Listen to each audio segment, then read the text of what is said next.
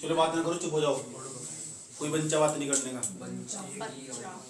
बंचा तो आज हम समझने वाले भैया, चुप हो जाओ भैया, आज रिस्पायरेटरी सिस्टम समझने वाले हैं। रिस्पायरेटरी सिस्टम क्या हो? एक हो मानव पाचन तंत्र, एक हो श्वसन तंत्र।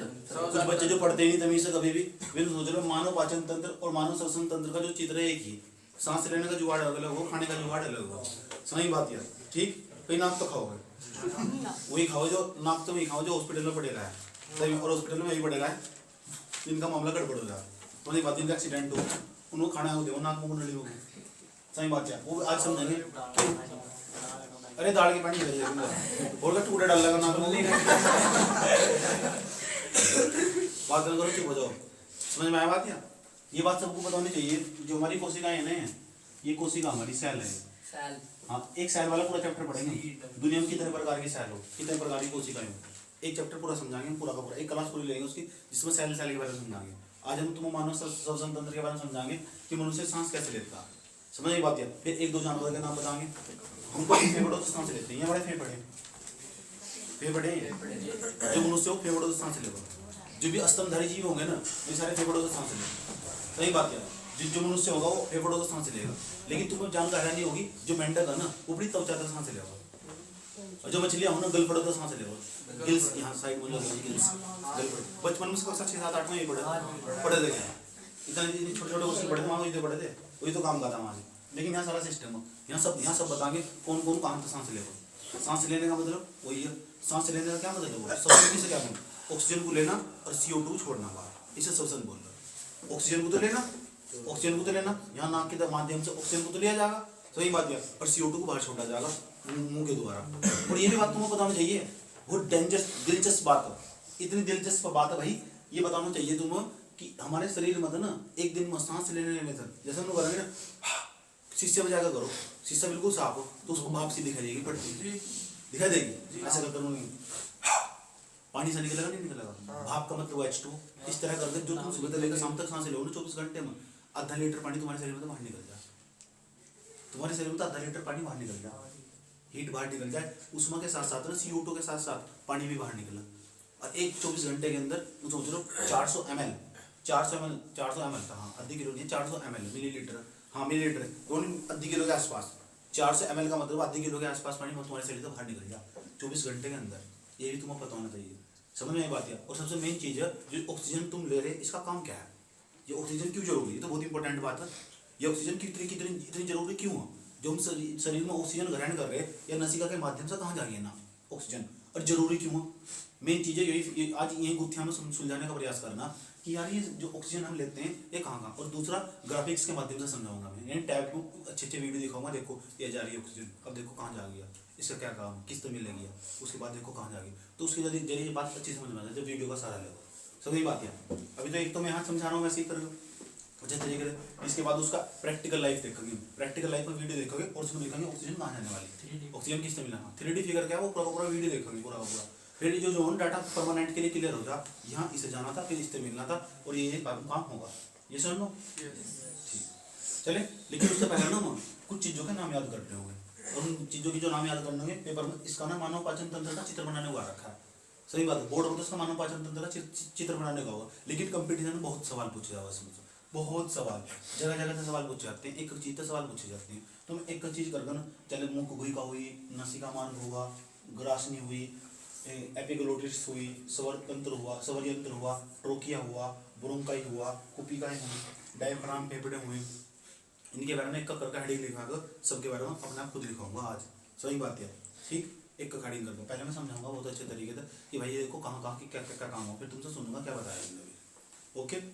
दिक्कत तो नहीं अंतर, बायोलॉजी तो बहुत आसान टॉपिक है, बहुत आसान, लेकिन जब आसान जब नहीं पढ़ा रहा हूँ, यही दिक्कत है, सही बात है। आसान कोई भी सब्जेक्ट पढ़ोगे ना तो आसान नहीं लगेगा।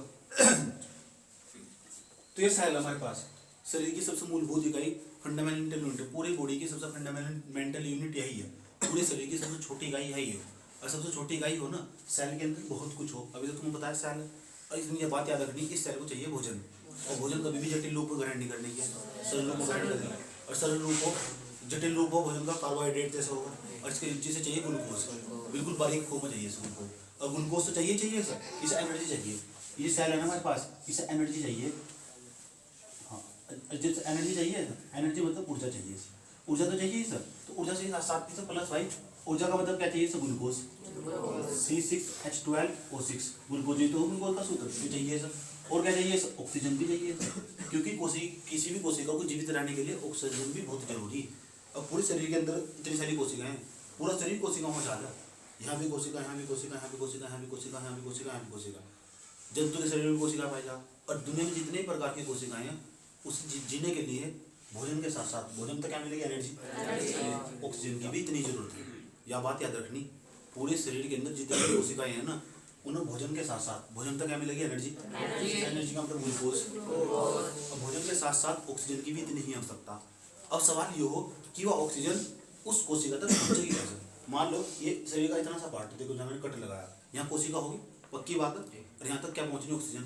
एक दो तरीका हो सकता है, डायरेक्ट हिंट दिया जाए, तो मैं मेंढक तो हूँ नहीं, सही बात है, क्योंकि मेंढक अपनी त्वचा से भी ऑक्सीजन ग्रहण कर रहा है, सही बात है, ठीक। लेकिन जो मनुष्य हो ना, उसके पास ऑक्सीजन ग्रहण करने के लिए कान से नहीं कर सकता, तो ये जो नाक है ना, इस नासिका के माध्यम से, और कुछ ऑक्सीजन मुंह के माध्यम से ग्रहण करते हैं।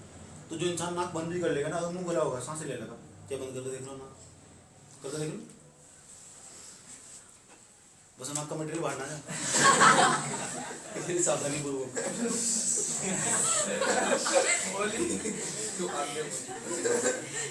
कभी बताया कॉपी, जो गिरीश था कॉपी में पढ़ा है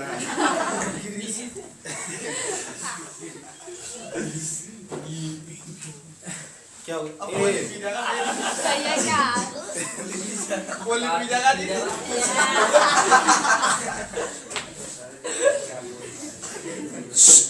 बचकाने में तो बात नहीं, थोड़ा समझने वाला इस बात पता लग गया क्या क्या समझे। तो हम कुछ ऑक्सीजन ना मुंह से भी ग्रहण करते हैं, जो हमारा अलग है ना सर, अलग कहते हैं सर, जैसे गरासनी को अलग ही बोल रहे हैं, अलग, ये मुंह को अलग नहीं बोलते, अलग ही सब बोल रहे हो, अलग का सही बात। बाद में लगा ले कुछ देखा तुम ना, ऐसा क्यों? ये जो घटला से दिखाया, घटला ये लड़कों का ही बाहर निकल, लड़कियों की बाहर निकलता, ये जो हड्डी सी हो यहाँ की, ये लड़कों का ही बाहर, लड़कियों की बाहर निकलता। अगर किसी लड़की का निकलना नहीं हो घटला सा, मैं उनको समझे परो वाला उसके अंदर गड़बड़ उसका, अब देख सारे गड़े बात लगा लगे। चलो यहाँ देखे तो ये शरीर के अंदर ये कोशिका ना, इसे रहना जीवित, और जीवित रहना होगा तो बार बार ऑक्सीजन को कहना होगा, सही बात है। अगर कोशिका को जीवित रहना होगा तो ऊर्जा और ऑक्सीजन के साथ रहना होगा, अगर कोशिका को जीवित रहना होगा और ऊर्जा के साथ रहना होगा। सवाल ऊर्जा तो मिल गई थी भोजन खाने का, सही बात है, भोजन था छोटी आंत में जाकर पच गया, वहाँ तरह संकुल लगे हुए थे, उन्होंने भोजन को खींचा ग्लूकोज के रूप में और शरीर की कोशिका तक पहुँचा दिया। अब सवाल है ऑक्सीजन भी तो चाहिए, अब सवाल ऑक्सीजन कौन देगा? अरे ऑक्सीजन जागी तो कहाँ तक जागी? सही बात, तो भला और पेड़ का पौधों का जो तुम्हारे आसपास लगे हुए वही ऑक्सीजन देते हैं। इसलिए अब सब बच्चे अपने घर में एक पेड़ जरूर लगा लो, लगा ही लो, उसका बहुत बेनिफिट है, समझ बात है। तुम्हारे घर का पूरा वातावरण शुद्ध रहेगा। अगर तुम्हारे घर में नीम का पेड़ होगा ना, तो समझ जाओ तुम्हारे घर के सारे लोग स्वस्थ रहेंगे। क्या है समझ बात है, नीम का पेड़ हो, किसी प्रकार का एक पेड़ हो, एक पेड़ जरूर हो घर में, क्या है समझ बात है। ये जितने भी शहर के लोग बीमार पड़ रहे कारण यही है, जितने भी शहर के लोग बीमार पड़ रहे कारण यही है, शरीर की कोशिकाओं के अंदर पर्याप्त मात्रा में ऑक्सीजन नहीं पहुंच पा रही। मान लो इस एरिया में यहाँ कोई ऑक्सीजन नहीं पहुंची तो यही थोड़ा निकल जाएगा और वही कैंसर का रूप ले लेगा, क्योंकि यहाँ की शरीर की कोशिकाएं एक्सटर्नल तरीके से ग्रोथ कर चुकी, समझ बात है। तो ऑक्सीजन लेने का बहुत, दूसरा क्या, ऑक्सीजन जो ले रहे वह शुद्ध है नहीं है, और दिल्ली में जो ऑक्सीजन ले रहे हो शुद्ध ही नहीं है, ऑक्सीजन तो है शुद्ध नहीं है, उसके अंदर बहुत सारे धूल मिट्टी कण और दूसरा अन्य मटेरियल मिलकर चले आए, अभी शरीर की कोशिकाओं पहुंच रहे और पहुंच कर कैंसर का रूप ले रहे हैं, सही बात है। तो शुद्ध ऑक्सीजन होनी चाहिए, समझे। तो वो बात कौन सी ऑक्सीजन शुद्ध हो, ऑक्सीजन के साथ साथ कौन से मटेरियल शरीर में प्रवेश कर जाए, वो और कभी बात करेंगे, वो मैंने दूसरे वीडियो पढ़ाया हुआ, बड़ी बड़ी क्लासों में पढ़ाया हुआ। तो इसमें बात कर लो चलो आज कि जो शरीर की कोशिकाओं को जीवित रहने के लिए दो चीजें चाहिए, एक तो चाहिए भोजन, और भोजन चाहिए सरल रूप में, और सरल रूप क्या ग्लूकोज, क्योंकि उससे क्या मिलेगी एनर्जी, और एनर्जी सारी एनर्जी पता कहाँ रहेगी, माइक्रोकोंडिया में, माइक्रोकोंडिया कोशिका का भेज दे करो, सारी एनर्जी वहाँ रखे हो, सही बात है। इस एनर्जी का जहाँ इस्तेमाल करना हो वहाँ इस्तेमाल कर लेंगे। जैसे देखो मैं अपने हाथ को ऐसे कर रहा हूँ, इसके अंदर कोशिका के अंदर माइक्रोकांडिया के अंदर एनर्जी रखी हुई है। वह एनर्जी ग्लूकोज था और ऑक्सीजन था, सभी के अंदर तैयार। मैं अपने हाथ को इस तरह करके ऐसे इस्तेमाल करता हूँ। ऐसे किया जा सकता है, ऐसे होता है, ऐसे होता है, ऐसे होता है। तो देखिए मेरे हाथों की एक्टिविटीज़, तो आपके बच्चे ही देखो जा कि आपका हाथ मुझे बहुत अच्छे लगा जी, आप बहुत अच्छे हाथ हिलाओ इस तरह कर, ऐसा करो, अब देखिए कर ये ड्रामा। सही बात है, होना टीचर का कुछ स्टाइल पसंद हो बच्चों को, सही बात है। किसी को हंसी पसंद हो, सही बात है। किसी को मुस्कान, किसी को मार पसंद हो, से मार तो पसंद होती है किसी को हाथों का स्टाइल बढ़िया लगे, किसी को भाषा अच्छी लगे, किसी को बोली अच्छी लगे, तो सबको कुछ ना कुछ अच्छा ही लगे, तय है। क्योंकि हम किसी टीचर के पास पढ़ने जाना तो उसकी एक चीज़ तो पक्का प्यार हो जा, चाहे उसकी भाषा तो, आवाज़ तो, आवाज़ या उसकी समझाने तो, तय है।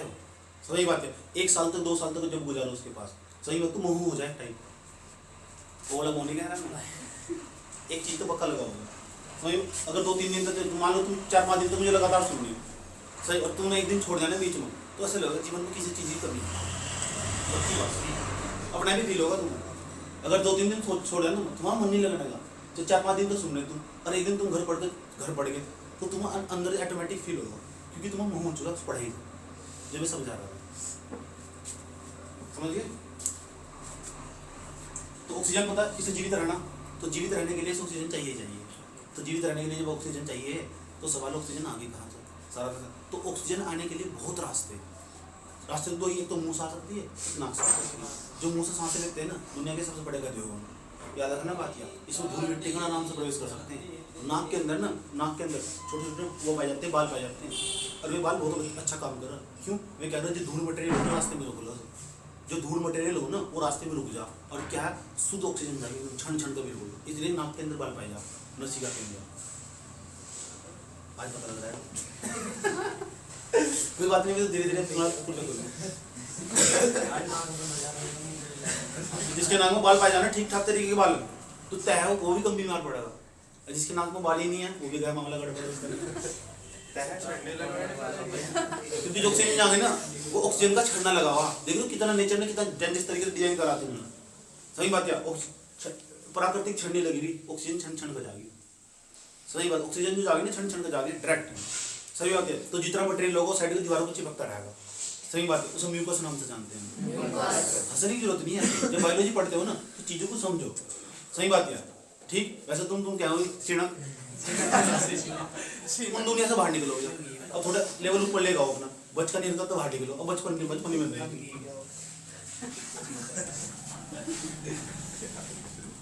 वो धूल मिट्टी जो कण हो ना, गंदगी होगा, समझ नहीं बात है। ठीक, अगर वो ना हो ना, शरीर म्यूकस नाम का पदार्थ ना हो, तो शरीर के अंदर बहुत सारा मटेरियल ना शरीर के अंदर प्रवेश कर जाए, और बहुत सारी गंदगी शरीर में पैदा हो जाए, बड़ी दिक्कत खड़ी हो जाएगी तुम। इसे नासिका के अंदर बाल भी बहुत जरूरी है। आज एक चीज लिखा जाएगी इसके बारे में, तुम कोई का हुई या नसिका मार्ग हुआ, तो बात समझ में आई ना। चलो अब देखते हैं कि ऑक्सीजन सबसे पहले कहाँ से होकर जाती है। ये नसिका वाला मार्ग, ये नाक हमारे पास, इस नसिका वाले मार्ग को यहाँ से ऑक्सीजन हो जाएगी। ये नसिका मार्ग नेसल पैसेज बोलते हैं, नेसल पैसेज का मतलब हमारे पास नसिका मार्ग, ये नसिका मार्ग हमारे पास। ठीक, ध्यान से सुनते रहिए, देखो कहाँ ऑक्सीजन भी कहाँ होते हैं। सबसे पहले जो ऑक्सीजन होगी ना, ऑक्सीजन प्रवेश करेगी नसिका मार्ग में। जब मैं खाना समझा रहा था तो मैंने खाने के बारे में बताया था, इस तरह स्टाइल करके अपना एक्सपेरिमेंट करके। तो सबसे पहले जो नसिका होगी ना, नसिका होगी, इस नसिका के अंदर सबसे पहले ऑक्सीजन प्रवेश करेगी प्रवेश। ठीक है, तो यहाँ साइड में ये जो बाल है ना, तो वही बात है। तो ये पता क्या करेंगे, उसे रोक लेंगे, पहले स्वागत करेंगे फूलमाला डाल के ऑक्सीजन का। ऑक्सीजन जी आपका स्वागत है, ठीक है, ऑक्सीजन जी आपका हमारे शरीर की दुनिया में स्वागत है। तो स्वागत कर लिया, ठीक है। जो धूल मिट्टी करना, जो बेकार लोग होंगे उस, जैसे हम किसी शादी में घुसे, तुम किसी शादी में घुस गए, शादी में घुसे नहीं थे, जो फालतू मटेरियल में बाहर, ये स्पेशल पार्टी चल रही है, पार्टी चलती है, तो फालतू का ड्रामा बाहर। जैसे एक बार मेरे साथ 6-7 लड़के चले गए, बुलाया तो मुझे अकेले, 6-7 लड़के चले गए, किसी कारण मुझे चलो बाहर रोकना पड़ा इतना उनकी तो इतना उनको बजट नहीं है, समझे नहीं क्या। तो फालतू बात, अंदर तो हम गए ना, ठीक। अब धीरे धीरे तो इस तरह ऑक्सीजन बिल्कुल शुद्ध होकर जाएगी ऊपर, जो मटेरियल होगा साइड से वो बाहर निकल जाएगा, शुद्ध ऑक्सीजन अंदर जाएगी नसिका के मार्ग को। जैसे नसिका मार्ग में पहुंच गई ना, तो ये ग्रासनली वाला पार्ट है, जो ग्रासनली वाला पार्ट है ना, ग्रासनी वाला, तो ग्रासनी वाला पार्ट ऐसा पार्ट हो शरीर का जहाँ तो ऑक्सीजन जाएगी, जो वो पार्ट है ग्रासनी वाला, कि यहाँ ना जो ये मुख गुहिका और जो ग्रासनली है, श्वास नली जिसे बोलते हैं। एक तो ग्रासनी ऐसा शरीर का ऐसा भाग हो, यहाँ ग्रासनी यहाँ इस एरिया में पाया जाएगा, वो ऐसा भाग होगा कि यहाँ श्वास नली और जो हमारे पास ये मुख गुहिका, ये आहार नाल दोनों एक साथ खुलती है, दोनों एक साथ खुलती है। समझ बात। और यहाँ पूरा पूरा एक ढक्कन लगा हुआ है, वो ढक्कन पता क्या कर रहा है, समझ बात। जब तुम खाना खाओगे तो नीचे दब जाएगा, और नीचे दब जाएगा, खाना अंदर जाता रहेगा, और जैसे तुम खाना नहीं खाओगे ना तो तुरंत बंद हो जाएगा, क्योंकि खाना फिर कभी बाहर नहीं आ सकता। सही बात है। कुछ लोगों जो तेज तेज खबर तेज तेज अनसट खाएंगे बिल्कुल, तो उन्हें खान से उठ जाएगी, खान से उठ जाएगा, वो ढक्कन फिर खुल जाएगा, और खाना भी कभी कभी नाक मुंह बाहर निकलेगा। रियलिटी बात है यार, तो नहीं बात है। तो ग्रासनी ऐसा ऐसा ऐसा ही पार्ट है। जैसे देखा नहीं किसी को उल्टी हो जा तो उल्टी नाक मुंह भी हो, मुंह में भी हो। समझ में बात है। चुप हो जाओ, बोला ना बात करो। उसके बाद एपिग्लोटिस होगा, ये एपिग्लोटिस है। उसके बाद नीचे जाओगे, ये सवरयंत्र हो, ये दिख रहा है अड्डा सा, सही बात है। ये वाला ये सवरयंत्र निकल गया अड्डा सा। कुछ लोग होंगे जिसका अड्डा सा निकलेगा ना, उसकी हाइट नहीं बढ़ेगी, उसकी हाइट इतनी रहेगी, इतनी होगी बस उसकी, उसके बाद नहीं बढ़नी उसकी हाइट, जिसका अड्डा से निकल गया ज़्यादा। समझ नहीं बात है। इतना ही तो उसका इतना ग्रोथ होगा, जिसका नहीं निकला ना अड्डा से, उसकी हाइट भी और बढ़ेगी। सही बात है। जैसे देखो टीनागन निकला है तो इन एक्सपायरी डेट का बॉर्नविटा भी रखा है, इसकी बड़ी हाइट बढ़ती चली जाती है। मेरा भी चेक करिए, तेरी बढ़ती है। कोई बच्चे ऐसे को मोड़ में उल्टे काम कर लो तो भी बढ़ जाएगी। ये बात याद रखिए।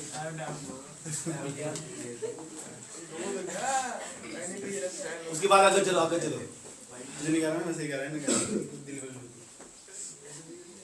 उसके बाद आगे चले तो सवरयंत्र होगा। जितनी आवाज आती है ना सारी इसी स्थान से आती है सवरयंत्र। देखो लैरिक्स बोलते हैं सब। और गानों को देखो ना, इसके लैरिक्स बढ़िया नहीं है, इसके लिरिक्स अच्छे नहीं लिख रखे, उससे ही बना हुआ लिरिक्स। ये स्वरयंत्र ऐसे यहाँ तो स्वर निकलता है हिंदी अंदर से निकाल दी करके। इधर ये स्वरयंत्र है ना, सुनो ध्यान लगा कर। इसमें एक पदार्थ को पायदान हम देखेंगे, जो जितने पुरुष होंगे ना उनकी आवाज हमेशा भारी होगी, जितने भी पुरुष होंगे ना उनकी आवाज हमेशा भारी होगी, इसी के कारण हो। और जो जितनी महिलाएं होंगी ना उनकी आवाज बहुत पतली और बारीक होगी। याद रखो बात, समझ आई बात। मैं जा रही हूँ।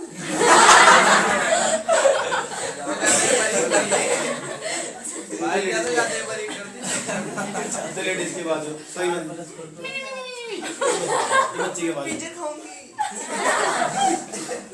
क्यों दर्द हो गया? Please checkup this. इसे लेके जाओ दुकान पर। मतलब बात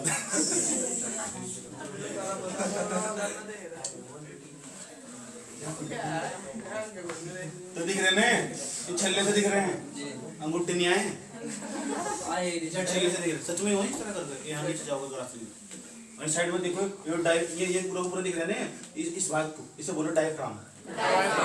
डायफ्राम ऊपर और नीचे उतर रहा है, इसे में सांस लेगा।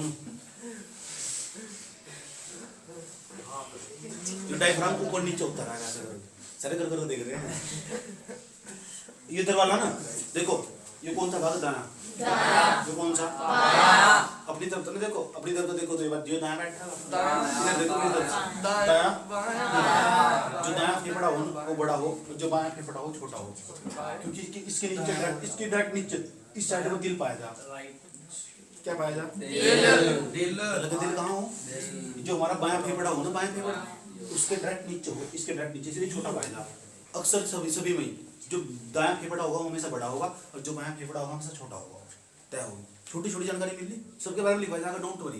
पहले बेसिक नॉलेज तो ले लो, समझ में एक बात यार। तो चलो ऑक्सीजन चली गई,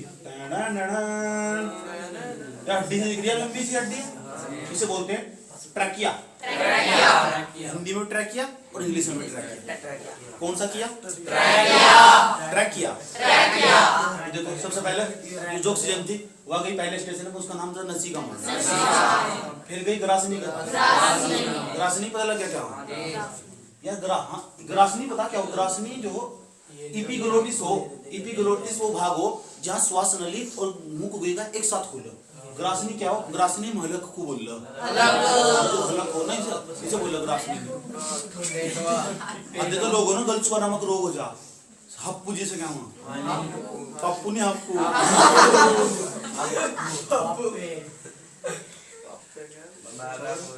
तो स्वरयंत्र होगा, फिर स्वरयंत्र में जागी ऑक्सीजन, स्वरयंत्र के बाद जागी ट्रैकिया में। और ट्रैकिया में जैसे जागी ऑक्सीजन, तो जो ट्रैकिया हो दो भागों में बढ़ जाए।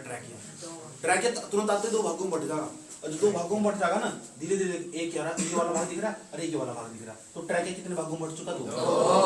और जिन दो ट्रैक इसे और इस वाले भाग को भी इसे बोलते हैं ब्रोंकाई।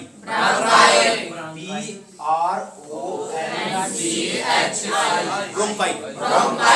जो ट्रैकिया हो, ट्रैकिया जैसा ही आई। ट्रैकिया कितने भागों में बंट जाएंगे? 2 भागों। ब्रोंकाई नहीं है, ब्रोंकाई। याद है? ब्रोंकाई। सही। जैसे ब्रोंकाई में बढ़ जाएगा ना, धीरे धीरे साइड में जाकर इस अक्षेत्र में कूपिकाएं पाई जाएगी। कूपिकाएं साइड में, यही तो कूपिकाएं हैं जो आपस में दबती रहती है। हड़के लिए बहुत बारीक बारीक इतनी छोटी छोटी गोली गोली हुई अंदर पूरे शरीर के फेफड़े के अंदर। जो हमारा फेफड़ा ही है, ये पूरा का पूरा फेफड़ा। इन दोनों को हम फेफड़े बोल रहे हैं। ये हमारा ये दायां फेफड़ा, ये बायां फेफड़ा। दायां जो फेफड़ा हो, इस तरह बायां फेफड़ा हो वो छोटा हो, और दायां फेफड़ा हमेशा मनुष्य को बड़ा पाएगा। इसलिए जो मनुष्य खड़े होने ज्यादातर कभी कभी ऐसे खड़े होना। सही बात। जो इधर खड़े होने की कोशिश कर रहा है ना, इधर खड़े होने की कोशिश कर रहा है, इसका मतलब उसका जो ये वाला फेफड़ा ऐसे खड़े होने का बहुत कम चांस होगा कोई बंदा ऐसे खड़ा होगा। सही बात, बहुत कम चांस होगा। या तो ऐसे खड़ा होगा एक तरफ जाके, ज्यादातर चांस है सज्जे हाथ की तरफ झुककर ऐसे खड़ा होगा, क्योंकि वाला फेफड़ा भारी उसका। जो दाएं वाला फेफड़ा ना वो भारी, तो जो पलटा हो ना, जिधर भारी हो उधर जो वजन झुकेगा। इधर जिधर तराजू में जहाँ भारी चीज होगी इधर झुकेगी ऐसे करके। तो जो महिलाएं हैं ज्यादातर ऐसे करके यही तो आधे तो गाना बना रहे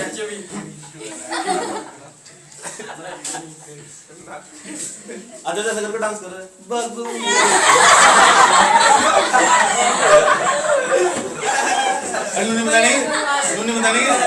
दाएं फेफड़े में ज्यादा वजन हो रहा है, गिल नहीं रहा हो।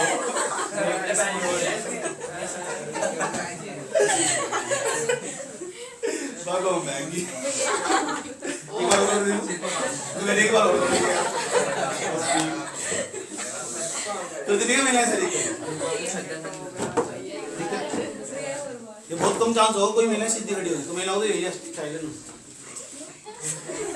घड़े भी ऐसे लेके चले।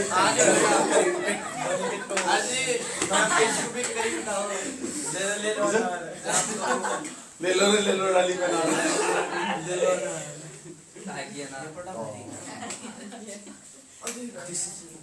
कबूतर बीट बेटे, जिसके ऊपर कबूतर बीट कर लो बाकी वाले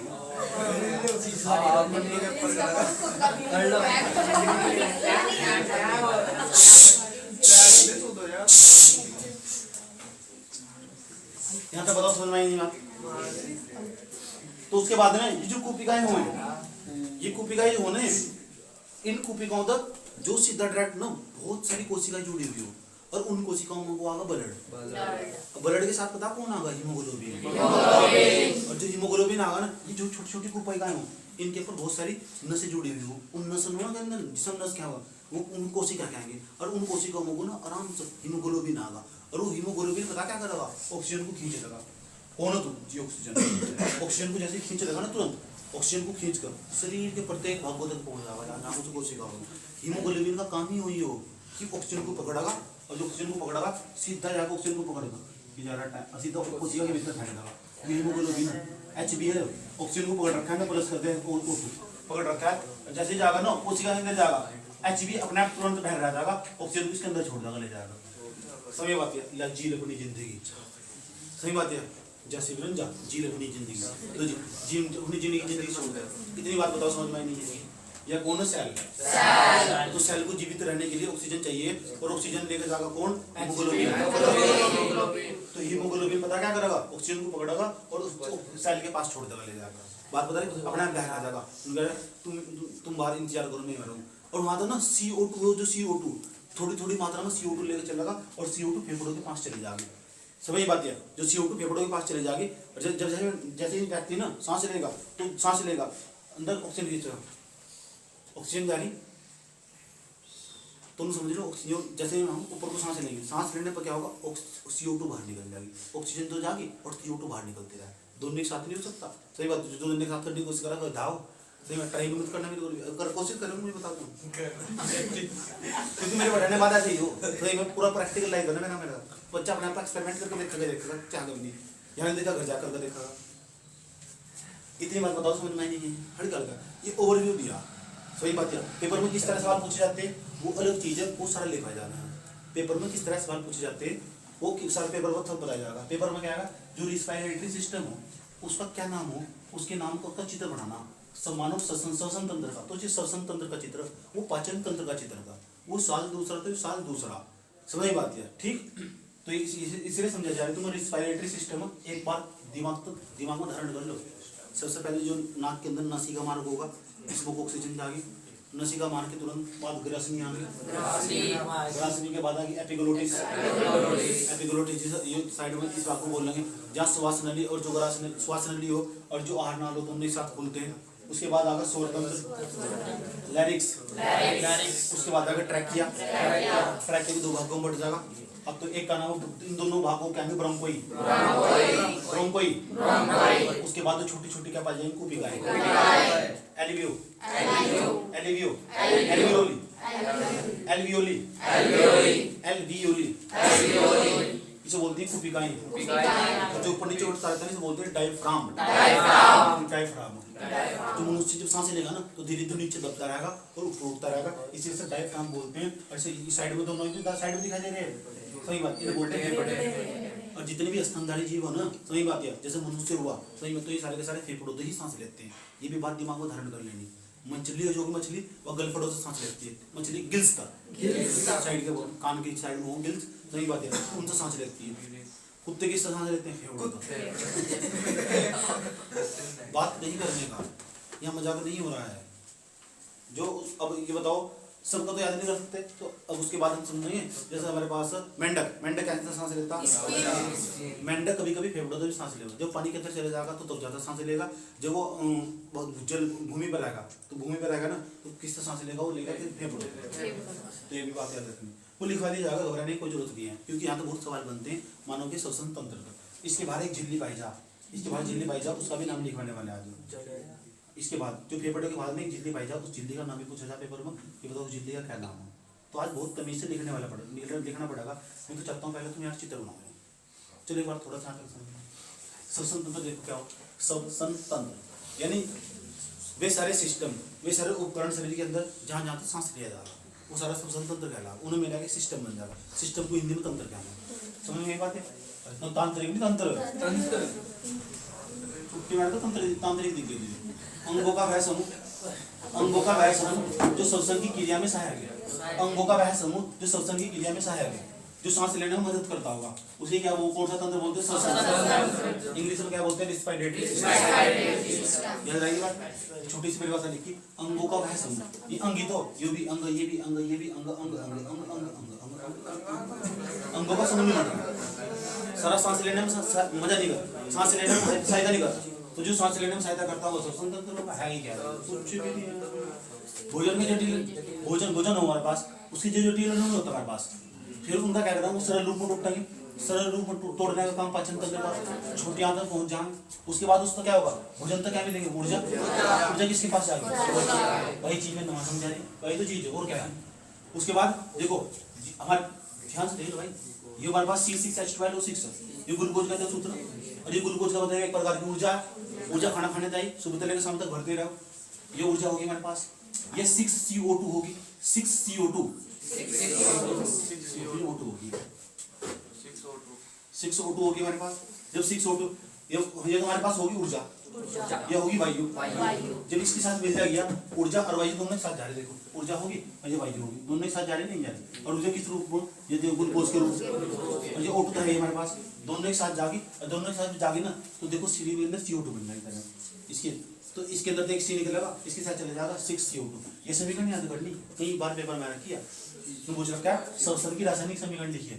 ये श्वसन सांस लेने में, तो सांस जब हम सांस लेंगे तो सांस लेते वक्त जो शरीर की कोशिका को भोजन भी चाहिए, तो भोजन का मतलब क्या चाहिए, ग्लूकोज। ग्लूकोज का सूत्र C6H12O6। ये समीकरण सीधी समीकरण पेपर में लिखने को एक नंबर को सही में बात। तो C6H12O6 ले लिया हमने, उसके बाद प्लस लगाया, जैसे प्लस लगाओगे 6O2 आ जाएगा, ऑक्सीजन भी ग्रहण करने के बाद ना तो बाहर क्या निकलेगी, तो जो बाहर निकलेगी CO2 बाहर नहीं निकलती। जैसे हम ऑक्सीजन ले लेंगे तो भोजन भी चलेगा कोशिका के पास, तो वहां से क्या निकलेगी, CO2 और क्या निकलेगा, जल।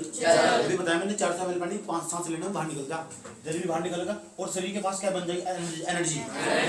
एनर्जी किसके रूप में आएगी, एडिनोसिन ट्राइफॉस्फेट। एनर्जी सारी एनर्जी किसके पास आएगी, सेल के पास, कोशिका के पास। कहाँ आएगी, माइक्रोकांडियम। माइटोकॉन्ड्रिया क्या कोशिका का बिजली घर, उसमें सारी एनर्जी स्टोर कर रखते हैं, सारी एनर्जी स्टोर रहेगी और जहाँ उस एनर्जी की जरूरत होगी वहाँ इस्तेमाल कर लेंगे।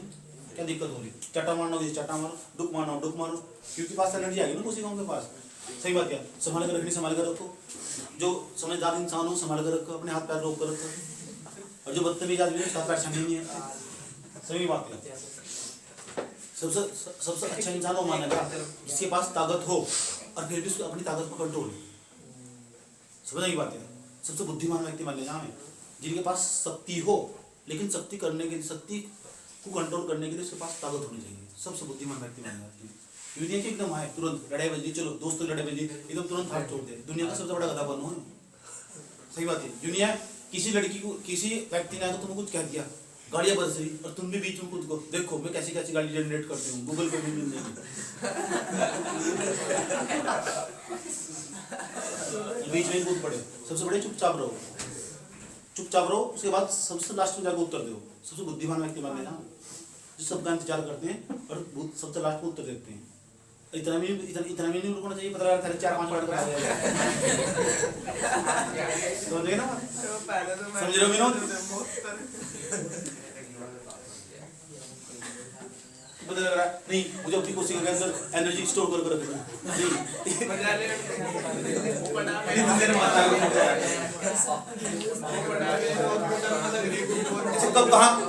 कब कहाँ कौन सी एनर्जी इस्तेमाल करनी, ये सारा इस खोपड़ी के अंदर वो संदेश देगा। आज हम समझेंगे इस खोपड़ी के अंदर दिमाग को, वो दिमाग संदेश देगा तो कहाँ इस्तेमाल करनी। इसको चट्टा मारा, मेरा नहीं मारा तो इन्होंने मेरे क्यों नहीं मारा? अगर ये एक दूसरे को मारते तो एक दूसरे को मारने का मन करता। इनकी खोपड़ी ने संदेश दिया ये मारने लायक है और ये मारने लायक नहीं है। अगर ये मेरे मारने की कोशिश करती 4-5 और लड़ता क्योंकि दिमाग को पता काम को 4 बार तो इसे पूरा समझना ये कब कहाँ इस्तेमाल कर। कभी इसका संतुलन बिगड़ जा, कभी इसका संतुलन बिगड़ जा, तो क्यों बिगड़ जा वो भी समझना अच्छी तरह। इसके बाद वही टॉपिक है, ये जो पूरे सिस्टम को कंट्रोल कर रहा है। सही बात है? ये जो खोपड़ी ना सारा इसका खेल है।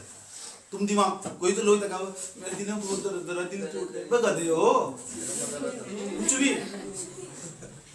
अब पता लगेगा जब ह्यूमन हार्ट के बारे में पढ़ोगे और मानव मस्तिष्क के बारे में पढ़ोगे, एक तो हो दिमाग एक हो दिल, और दिमाग का दिल दोनों का खेल समझेंगे साथ साथ। अब किसी सुनने कुछ लोग क्या जहाँ दिमाग की सुननी हो वहाँ दिल की नहीं सुननी चाहिए, दिल की सुननी हो दिमाग की नहीं सुननी चाहिए। दिल बोल रहे कुछ भी, दिल का जो काम पहले होता समझ लो। दिमाग बोल लगा ये तय है, वो सारे संदेश शरीर में जितना भी कोई काम कर रहा है ना, कुछ भी काम कर रहा है समझ में, वो दिमाग पूरा संदेश देगा तुम क्या करना क्या नहीं करना। इसे केंद्रीय तंत्रिका तंत्र बोल लो, पूरे शरीर के अंदर नियंत्रण रखता हो क्या कर रहा है, वो सब दिमाग का काम है, दिल का काम नहीं है। समझ में आया बात? फिर तुम बताएंगे कुछ चीजें ऐसी होती है कंट्रोल नहीं होती, उसे कंट्रोल करना सिखा दूंगा। ऐसी बहुत सारी चीजें हो ना, समझ रहे हो विनोद?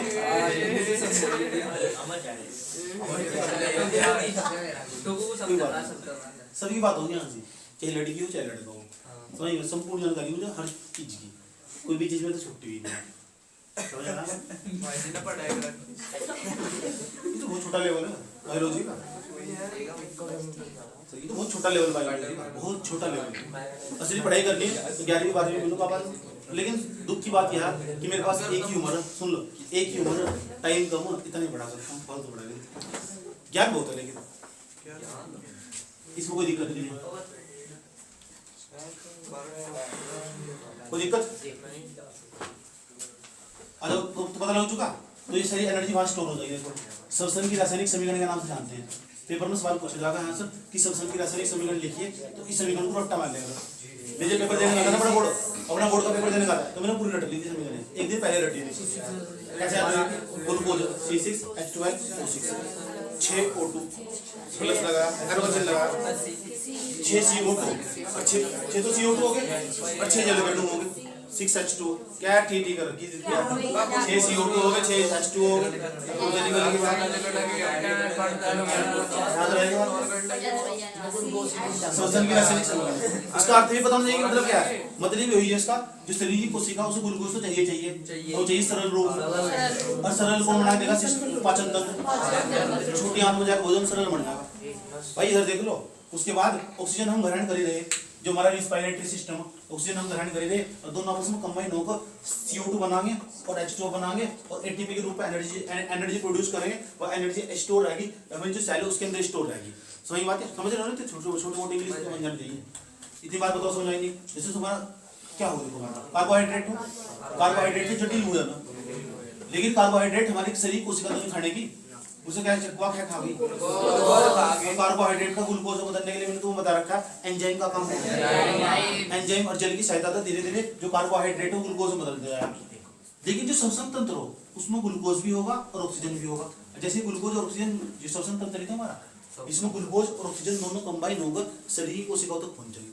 ग्लूकोज भी और लेकर कौन जाएगा? ऑक्सीजन को कौन लेकर जाएगा? हीमोग्लोबिन। और हीमोग्लोबिन रक्त के अंदर पाया जाता। रक्त के बारे में बहुत कुछ पढ़ा दिया। ब्लड के अंदर पाया जा नहीं पाया जाता, जो ब्लड के अंदर और जो ना हीमोग्लोबिन, ये जा रहा है हीमोग्लोबिन, इसके पास एक गड्डी, देखो ये हीमोग्लोबिन, हाँ देखो ये इसके पास एक गाड़ी है, समझ बात है। उसके बाद ध्यान से सुनना अच्छे तरीके से, और ये जा रहा है हीमोग्लोबिन, समझ बात है। गोटा दांगा है, समझ बात है। इसके बाद ऑक्सीजन को बैठा लगा सुन कौन ऑक्सीजन सही बात। और ऑक्सीजन को खींच कर ना वही हमारा पेन करता हां वही जावा से तो छोड़ दे आगे बैठ और अपना पैर रहता है। ऑक्सीजन पता क्या है कि अगर तू बाहर इंतजार करने में सही बात है तो थोड़ी थोड़ी ऑक्सीजन नहीं लेगा ना सही वहां तो CO2 लेगा उसको भी कमी मात्रा में, उसका H भी बाहर ही रह जाएगा बस धीरे धीरे। तो वहां तो थोड़ी थोड़ी CO2 भी रिलीज हो। देखोगे कैसे कैसे सिस्टम का क्या क्या कितनी CO2 बाहर लेके जाए सब पता लगेगा हमें। बस हीमोग्लोबिन का नाम याद करना कि हीमोग्लोबिन का काम हो जो रक्त के अंदर ब्लड के अंदर पाया जा वो क्या करेगा? ऑक्सीजन को बैठाएगा, ऑक्सीजन का परिवहन करता है। ऑक्सीजन का परिवहन का मतलब पता लगा? परिवहन का कहते नहीं, परिवहन के साधन। तो परिवहन के साधन में बस हो, बस में तुम बैठोगे और वहाँ छोड़ देगी जहाँ तुम जाना चाह रहे। सही बात है। कभी कभी वहाँ भी छोड़ दी जहाँ तुम जाना चाह रहे थे जो बस हो। शायरी शायरी याद आ रही, शायरी बहुत दिन होगी पढ़नी छोड़नी, कल से शायरी स्टार्ट आज ठीक है।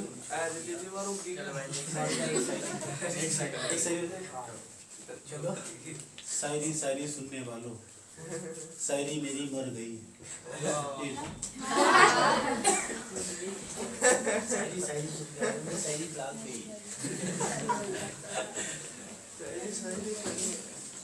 चलो इस प्रक्रिया में O2 का रक्त में मिलना, CO2 का शरीर से बाहर निकलना शामिल होता है। ये पूरी प्रक्रिया ना श्वसन तंत्र में क्या हो बाबू देख लो, श्वसन तंत्र में पता क्या हो? जो O2 हो वो तो रक्त में मिल जाएगी, ऑक्सीजन रक्त में मिल जाएगी, और रक्त में मिलकर कहाँ जाएगी? कोशिका के पास।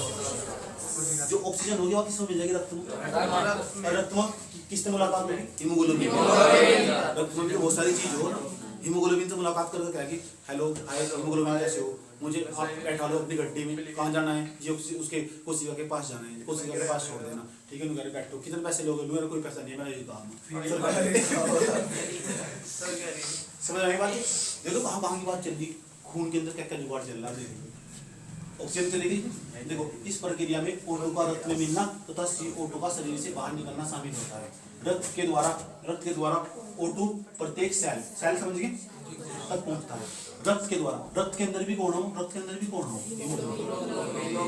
HB हीमोग्लोबिन याद रहेगी बात है। जो हीमोग्लोबिन है ना, इस हीमोग्लोबिन के द्वारा जो ऑक्सीजन हो शरीर को सब बनाएगी। ओके इसके बाद मैं धीरे धीरे एक कहानी बनाऊंगा और एक कहानी बनाऊंगा और उसके बाद खुद लिखूंगा, लेकिन मैं चाह रहा हूँ पहले इस उतार दो सब उतारना।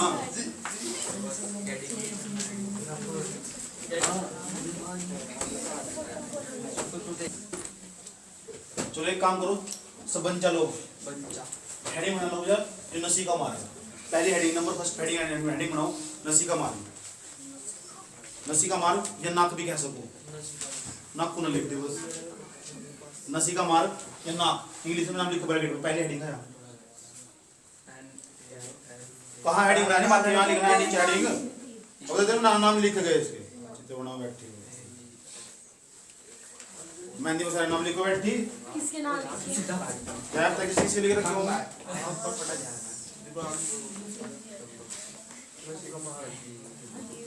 नसी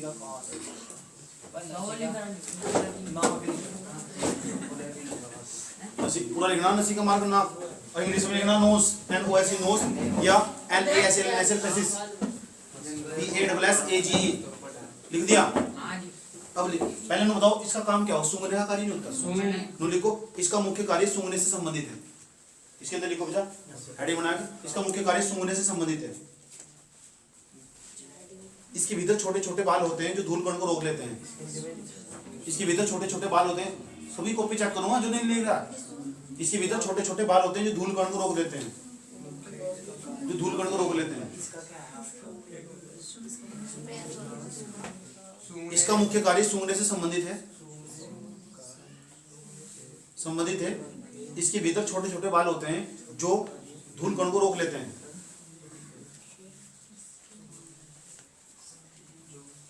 इसके भीतर छोटे छोटे बाल होते हैं जो धूल कण को रोक लेते हैं।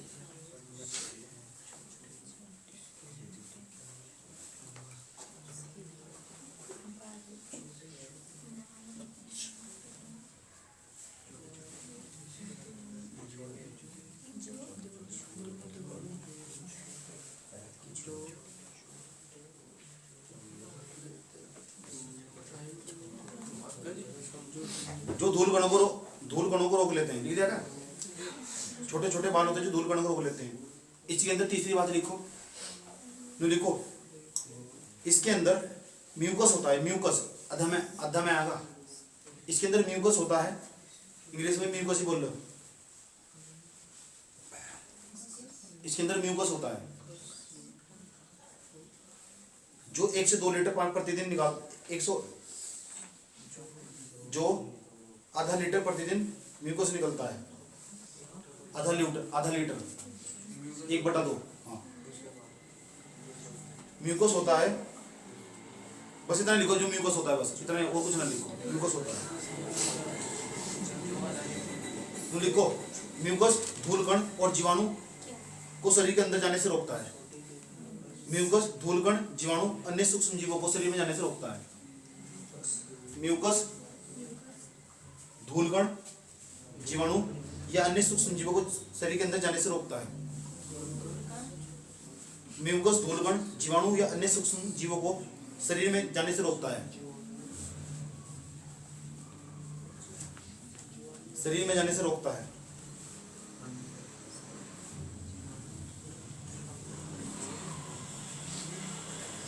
यह शरीर में प्रवेश करने वाली वायु को नम और शरीर के तापमान को बराबर बनाती है। यह शरीर में प्रवेश करने वाली वायु को नम, यह शरीर प्रवेश करने वाली वायु को नम व शरीर के तापमान को बराबर बनाती है। यह शरीर प्रवेश करने वाली वायु को नम व शरीर के ताप को बराबर बनाती है। यह शरीर में प्रवेश करने वाली वायु को नम और शरीर के ताप को बराबर बनाती है। ये होगा नसिका मार्ग के बारे में, इतना याद करना। पेपर मांगा लिखना, वो लिखो कब तक काम होगा। अगली हेडिंग बनाओ दूसरे नंबर की, ग्रासनी। PHARYNX। दूसरी हेडिंग बनानी PHARYNX।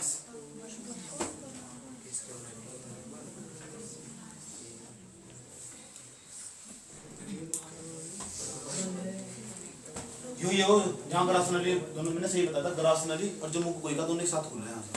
सही बताया, लिखो। तो कहाँ जाना है, लिखो।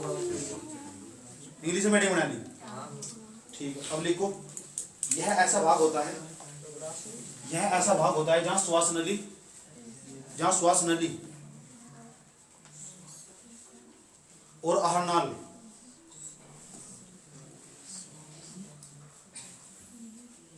एक साथ खुलते हैं। श्वास नली और आहार नाल एक साथ खुलते हैं। श्वास नली और आहार नाल एक साथ खुलते हैं। श्वास नली और आहार नाल एक साथ खुलते हैं।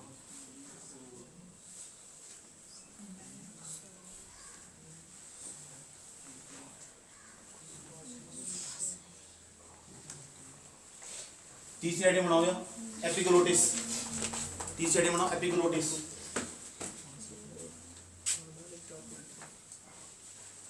एपिग्लोटिस आइडिया बनाओ तीसरी, एपिग्लोटिस।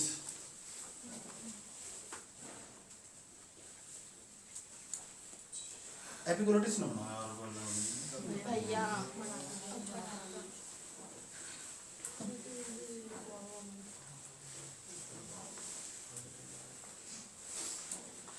एपिग्लोटिस बना रहेगी। एपिग्लोटिस तो बढ़िया भी बनाओ, हेडिंग सौर्यंत्र, उसे काट दो, हेडिंग सौर्यंत्र बनाओ।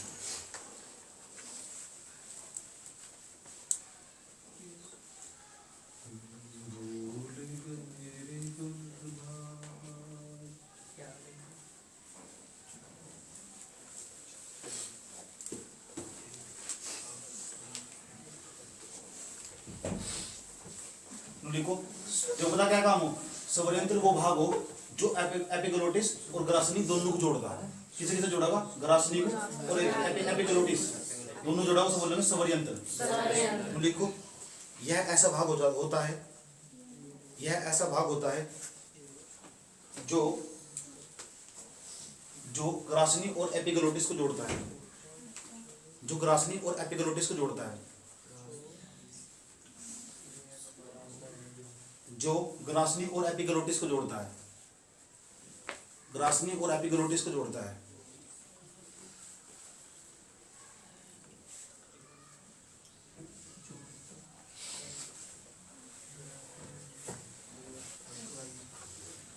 ठीक है, इसका मुख्य कार्य साउंड प्रोड्यूस करना होता है, आवाज निकालना। इसका मुख्य कार्य साउंड प्रोड्यूस करना होता है, आवाज निकालना होता है। इसका मुख्य कार्य साउंड प्रोड्यूस, PRODUCE, आवाज निकालने पर लिखते हैं साउंड प्रोड्यूस। इसका मुख्य कार्य आवाज निकालना होता है, साउंड प्रोड्यूस करना, PRODUCE, साउंड प्रोड्यूस करना होता है। आवाज निकालने पर में कहाँ लिखा है? लिखो तो ब्रैकेट में हाल ताड़ दूंगा, पूरा लिख, साउंड प्रोड्यूस।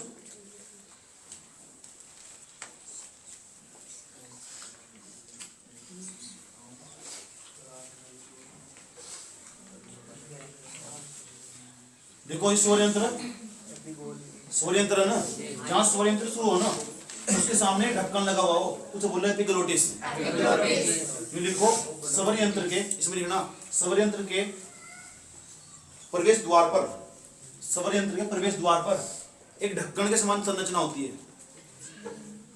स्वरयंत्र के प्रवेश द्वार पर एक ढक्कन के समान संरचना होती है। स्वरयंत्र के प्रवेश द्वार पर एक ढक्कन के समान संरचना होती है, जिसे एपिग्लोटिस कहते हैं। ढक्कन के समान संरचना होती है,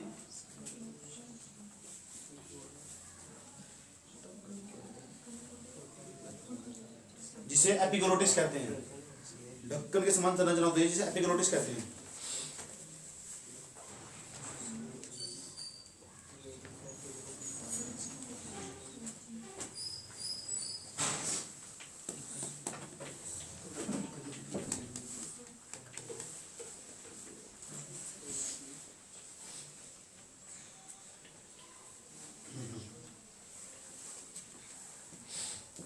पता लग गया ना? एपिग्लोटिस, यहाँ ढक्कन लगा हो जब इंसान को, ताकि उल्टी बाहर ना हो, मतलब खाना में बाहर ना हो। कभी कभी ऐसा होता है तो ढक्कन खुल गया ना तो समस्या कर देगा शरीर। अब अगली हेडिंग होनी चाहिए ट्रैकिया। तीसरी हेडिंग, चौथी हेडिंग है, हेडिंग बनाओ ट्रैकिया।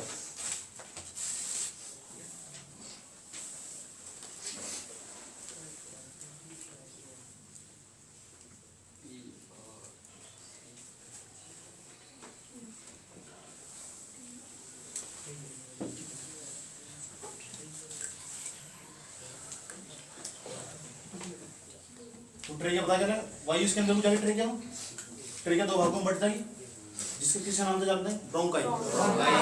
अब लिखो, ट्रेकिया वायु द्वारा, ट्रेकिया द्वारा, ऐसे ट्रेकिया द्वारा वायु फेफड़ों के अंदर तक ले जाई जाती है। ट्रेकिया द्वारा वायु फेफड़ों के अंदर तक जाती है। ट्रेकिया द्वारा वायु फेफड़ों के अंदर तक जाती है।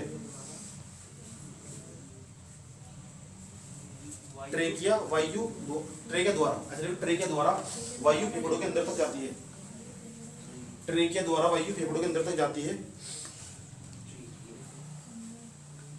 अंदर से लिख दिया। ट्रेकिया आगे जाकर दो शाखाओं में बढ़ जाती है। ट्रेकिया आगे जाकर दो शाखाओं में बढ़ जाती है, जिसे ब्रोंकाई कहते हैं।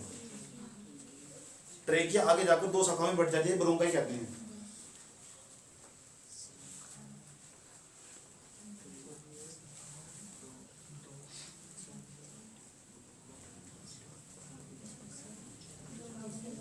आगे जाकर दो भागों में बढ़ जाती है, जिसे ब्रोंकाई कहते हैं। बता देने का यहाँ से ट्रेकिया ये दो भागों में बढ़ जाएगी, इन्हें बोलेंगे ब्रोंकाई। देखो ट्रेकिया जा रही या ट्रेकिया दो भागों में बढ़ गई, इन दो भागों को बोलेंगे ब्रोंकाई। लिख दिया। ब्रोंकाई के ऊपर देख रहे तुम ये, ब्रोंकाई पर छल्ले से पाए जा रहे हैं। सी बना हुआ, ये बना हुआ, ये देखो ब्रोंकाई के ऊपर छल्ले से पाए जा रहे हैं। ठीक है, छल्ले से किसके आकार के? सी टाइप। लिखो ट्रेकिया के ऊपर देखो, ट्रेकिया नहीं आएगा, ट्रेकिया के ऊपर भी है, कार्टिलेज के इसके ब्रोंकाई के ऊपर भी है, छल्ले दिख रहे नहीं है। तो लिखो ट्रेकिया के ऊपर 16 से 20, ट्रेकिया के ऊपर 16 से 20 सी आकार के बने, सी आकार के बने कार्टिलेज, सी आकार के बने कार्टिलेज, CARTILAGE, कार्टिलेज, हिंदी में भी बोल रहे हैं कार्टिलेज। कार्टिलेज के रिंग होते हैं, के रिंग का मतलब छल्ले। सी आकार के कार्टिलेज के रिंग होते हैं। रिंग रिंग रिंग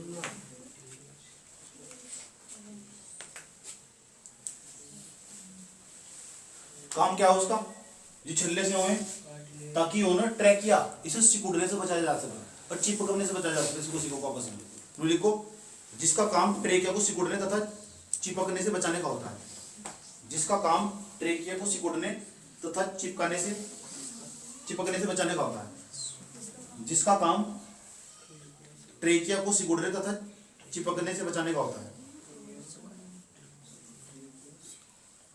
जिसका काम ट्रेकिया को सिकुड़ने से तथा चिपकने से बचाने का होता है।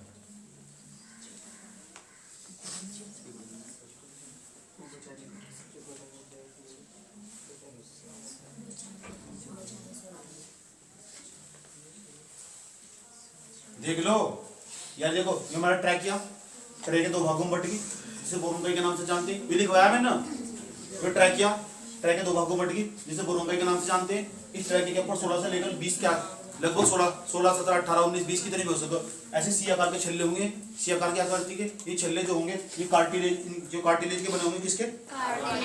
कार्टिलेज। ये तो लिखवाया मैंने ना, समझ बात। ये कार्टिलेज के रिंग के टाइप के होंगे, गोल गोल जो होंगे रिंग के टाइप, कार्टिलेज के बने होंगे। काम क्या होगा इसका? ताकि इसे ना ट्रेकिया की सुरक्षा करी जा सके, ट्रेकिया को ना चिपकने से बचाया जा सके। और दूसरा बताया था तुम्हें, समझ बात है। और दूसरा क्या है? सिकुड़ने से बचाया जा सके। लिख दिया। अब अगली हेडिंग आ गई फेफड़े। ये दोनों फेफड़े आए नहीं, फिर कुपिका के बारे में पढ़ेंगे। पहले हेडिंग बनाओ फेफड़े। Lungs, LUNGS, lungs. लंग्स माने क्या हो? फेफड़े। फेफड़े कौन पढ़े? तो दो हेडिंग हो रहा है। अब ये फेफड़े हो ना, मेन काम इनका हो, इनके द्वारा ही हम सांस लेते हैं। यही बात ऑक्सीजन को खींचते हैं। जैसे दबाएंगे ना नीचे को, तो समझ जाओ ऑक्सीजन खींच रहे हैं। अगर दबना बंद कर देंगे ना, गड़बड़ खड़ी हो जाएगी। ये डायफ्राम हमारे, अगर कोई इंसान यहाँ पसली पर मार दे ना, तो तेरे सांस आना बंद हो जा। वो कोक में मार दिया, डायफ्राम काम करना बंद कर दो, ऊपर नीचे कोक बंद होना बंद कर दो। कभी कभी मैंने इस तरह मारा होगा, तुम्हारा सांस अलग होगा, फिर थोड़ी बात फिर आना स्टार्ट होगा। समझ में बात? चुप हो जाओ बात। अगर इनको थोड़ी चोट पहुंची ना, थोड़ी देर काम करना बंद कर देंगे, फिर चलना शुरू हो जाएंगे। अगर ये बंद हो गए ना,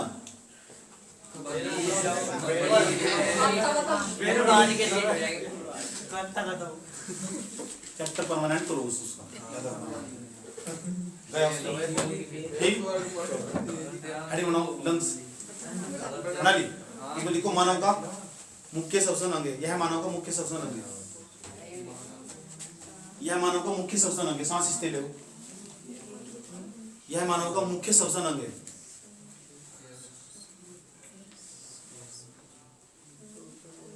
यह मानव का मुख्य श्वसन अंग है। श्वसन तो बताओ इनकी संख्या कितनी होगी फेफड़ों की? नो नो फेफड़े कितने होंगे? एक तो दायां फेफड़ा होगा, एक बायां होगा।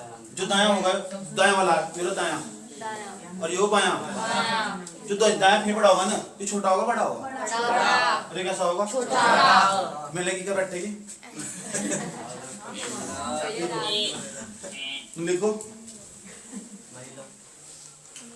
अच्छा एक बात हो रहा है, इस युग फेफड़ा होने वाला, जैसे दायां फेफड़ा हमारे पास, यो फेफड़ा होना 1 2 3 तीन भाग, तीन देखो, तीन भाग 1 2 3 तीन पालियां हो उसमें। पालिया का मतलब तीन भाग हो उसके अंदर, तीन लोब्स हो, लोब्स तो तीन तीन कैरी हो उसके अंदर, 1 2 3। जो दायां फेफड़ा हो इसमें 2 ही होगी शायद। कितनी होगी? 2 कैरी बना दे, कैरी हो, कैरी बना दे। चलो लहसुन बोल दो, चलो तो प्याज लगा दो, इसमें टमाटर लगा, वो लगा दो, पालक, मूली बोल दो, मेथी, धनिया बोल दो। नैने जिंदगी बोल जा रहा था। देखो कैरी कैरी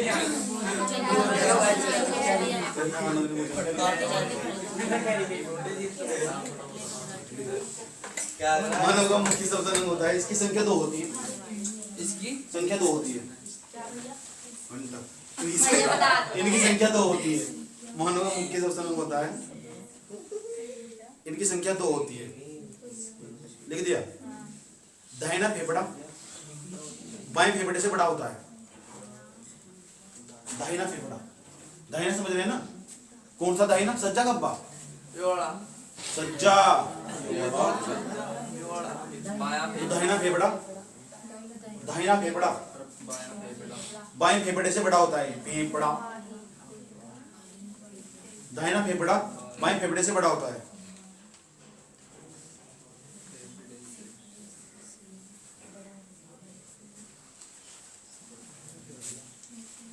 जो ना बार बार पूछा जा, ये फेफड़ा ने एक झिल्ली से ढका रहा है, उसके बाहर एक झिल्ली हो, या कई परीक्षाओं पूछी गई, उसे बोले pleural membrane. PLEURAL membrane. Membrane का मतलब झिल्ली। MEMBRANE। तो फेफड़े के बाहर जो झिल्ली होगी ना, उसे बोल लेंगे प्लूरल, प्लूरल मेम्ब्रेन, प्लूरल झिल्ली। इंग्लिश का नाम में लिख के लाया, मुझे देख के पहचान लियो। तो देखो फेफड़े, फेफड़ा जिस झिल्ली से ढका रहता है, फेफड़ा जिस झिल्ली से ढका रहता है उसे प्लूरल मेम्ब्रेन कहते हैं। इंग्लिश में लिख लो नाम, जिस झिल्ली से ढका रहता है, किल्ली ना लिख लियो, झिल्ली जिस झिल्ली से ढका रहता है उसे प्लूरल मेम्ब्रेन कहते हैं। कई परीक्षाओं पूछा गया, बताओ फेफड़ा कौन सी झिल्ली से ढका रहता है, और चित्र में भी नाम लिख लियो, PLEURAL प्लूरल मेम्ब्रेन, उसे प्लूरल मेम्ब्रेन कहते हैं। मेम्ब्रेन के ब्रैकेट में झिल्ली लिखती हो, झिल्ली या प्लूरल मेम्ब्रेन।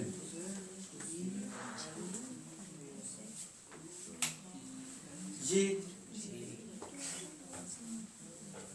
क्या हुआ कुछ पता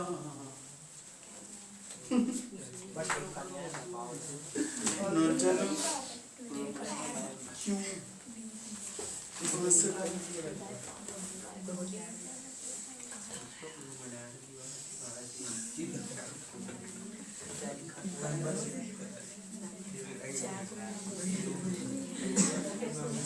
अब आए साइड में दिख रही है, गोली गोली से दिख रही है, गोली गोली से। इनका जूम करके दिखाता हूँ तुम्हें, ऐसे हो जाए। कुपिका देखो, एलिवोली, ये देखो एलिवोली, कुपिका है। अगर ये पिच करोगे ना तो ही सांस ले पाओगे। हाँ अब बस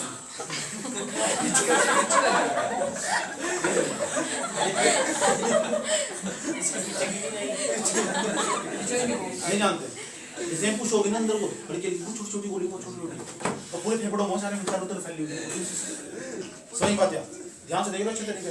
और ये हमारा लंग्स होगा, फेफड़े, ट्रैकिया 2 भागों में बट गई, इसे क्या बोलेंगे? ब्रोंकाई। अड़काई नहीं, ब्रोंकाई।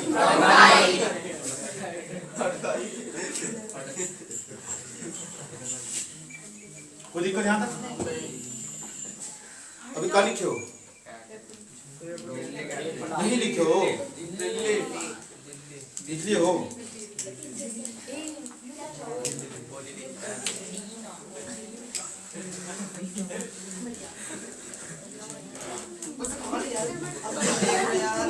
ओ, ये तार से निकले फिर रहे हैं, ये तार से जो निकले फिर रहे हैं, इनका भी नाम इन्हों कहते हैं ब्रोंकियोल्स।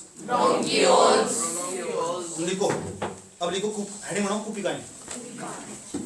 कुपिकाएं हेडिंग बनाओ, कुपिकाएं, कुपिकाएं। एलिवियोली, एलिवेली नहीं, एलिवियोली। ALVO, ALVEO, LI, ALVEO, LI, एलिवियोली, एलिवेली लिया। ओके मैम, लिखो। ये तार से लिखने फिर रहे हैं, तार से। इनका नाम है ब्रोंकियोल्स।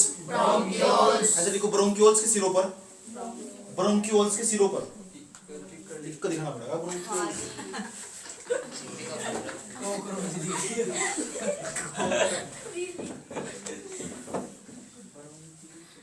ब्रोंकियोल्स ऐसे BRONCHIOLES,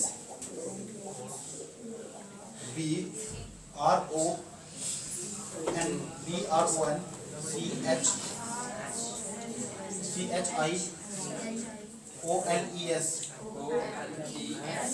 इंग्लिश में लिखा है, हिंदी में लिख दिया। लिखो, ब्रोंकियोल्स के सिरों पर अंगूर के जैसे गोल गोल संरचनाएं पाई जाती है। दिख रहे थे ना, अंगूर के जैसी है। ब्रोंकियोल्स के सिरों पर अंगूर जैसी संरचनाएं पाई जाती है।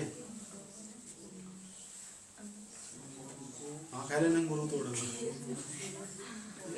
अंगूर के जैसी संरचनाएं पाई जाती है। लिख लिया? क्यों रुक जाओ, लिख दिया, लिख देगा। ब्रोंकियोल के सिरों पर अंगूर के जैसी संरचनाएं पाई जाती है, जिसे कुपिकाएं कहते हैं। जिसे कुपिकाएं कहते हैं। अंगूर के जैसी संरचनाएं पाई जाती है, गोल संरचनाएं पाई जाती है, जिसे कुपिकाएं कहते हैं। गोल गोल संरचनाएं पाई जाती है, जिसे कुपिकाएं कहते हैं।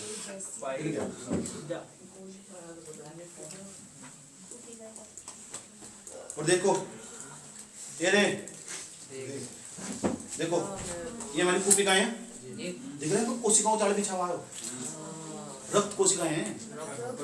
और जो रक्त कोशिकाएं हो ना, रक्त कोशिकाएं 3 प्रकार की हो, एक RBC हो, एक WBC, एक प्लेटलेट्स। रक्त कोशिकाएं, और रक्त कोशिकाओं में पता क्या हो? हीमोग्लोबिन हो ना। रक्त के अंदर हीमोग्लोबिन होता है, वो हीमोग्लोबिन ऑक्सीजन को खींच लेगा। अब मैं एक ही गोली से दिखाऊंगा तुम्हें, सिर्फ एक ही, और एक कोशिका दिखाऊंगा, उसके अंदर देखोगे ऑक्सीजन कैसे ग्रहण करेगा। पूरा एक एनिमेशन दिखाऊंगा, पूरा उसमें आता दिखाई देगी, ऑक्सीजन आती दिखाई देगी, और CO2 जाती दिखाई देगी। ठीक, फेफड़ों के अंदर बहुत सारी गोली जैसी हैं, कई संख्या में, इधर भी दाएं बाएं दोनों फेफड़ों में इस तरह की गोलियां। ऑक्सीजन को खींच लेगी और CO2 को चले जाओ CO2, और CO2 यहाँ छोड़ देंगे, वो उसके पास चली जाएगी पेट के। फिर वो अपना भोजन बनाएगा सूर्य के प्रकाश की उपस्थिति में, और सुबह से लेकर शाम तक लगातार वो क्या करेगा? ऑक्सीजन प्रोड्यूस करता रहेगा। समझ बात है? एक ऐसा पेड़ है जो रात को ऑक्सीजन देगा। पिप्पल, अगर किसी का पिप्पल निकल जा रहा है तो क्या मानना है?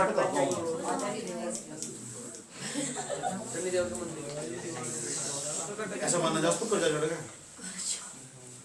किसी घर में तो पिप्पल का पेड़ निकल जा, तो गांव में इस तरह माना जा, उसको बहुत कर्जा होगा। क्या उसको काट नहीं सकते, बिल्कुल बिट्टे मरेगा। जो 3-4 साल हो गए, अभी तो जिंदा फिर रहा है। तेरे तो 5 दिन कम हो गए। जो तो जवानी बुढ़ा होगा, ये तो लोग चाचा क्या होंगे? जी पापा भी तो क्या हो?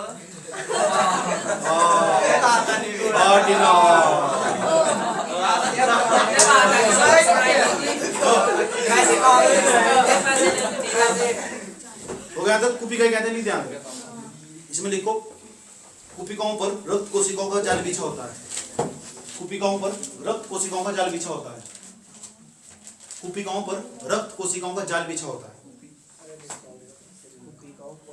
कुपिकाओं कुपिकाओं पर रक्त कोशिकाओं का जाल बिछा होता है जहां से गैसों का आदान प्रदान होता है। कुपिकाओं पर रक्त कोशिकाओं का जाल बिछा होता है जहां से गैसों का आदान प्रदान होता है। जहां से गैसों का आदान प्रदान होता है।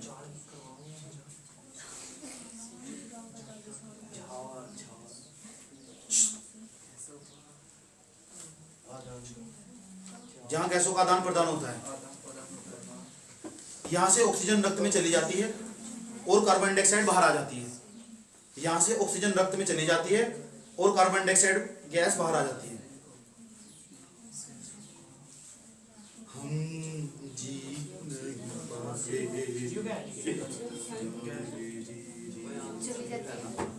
चलिए तो चलिए चली जाती है।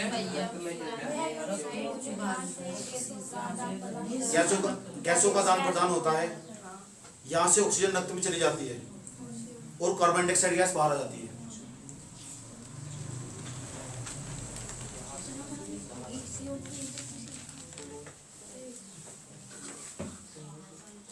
एक पूरा पहले डायग्राम दिखाऊंगी किस तरह जा रही किस तरह आ रही है।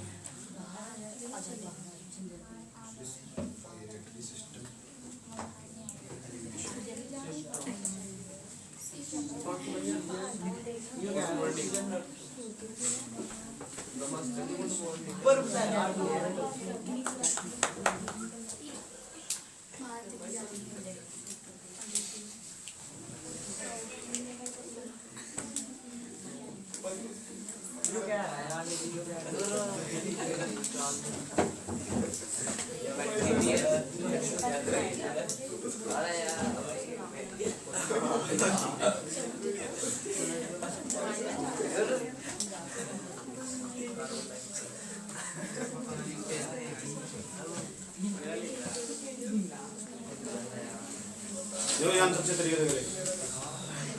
एक बार पूरा डेमो देख लो, पूरा पूरा हो क्या रहा है। समझ एक बात है, कौन कौन सा सिस्टम है बोर्ड देख लो।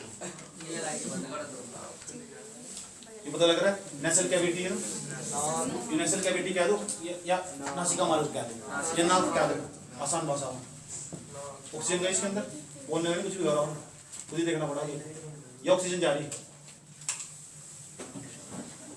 ये PHARYNX, ग्रास नहीं आएगी तो ग्रास नहीं आएगी। इंग्लिश में हो ध्यान से सुनते रहिए अच्छे तरीके से।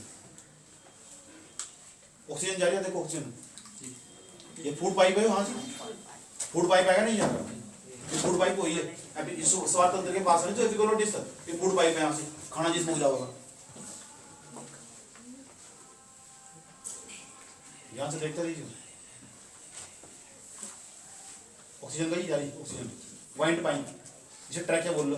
ब्रोंकाई आएगी, दो भागों में बट के नहीं यहाँ, एक योरा एक योरा। देखो ब्रोंकाई आएगी नहीं आएगी, अड़काई नहीं ब्रोंकाई,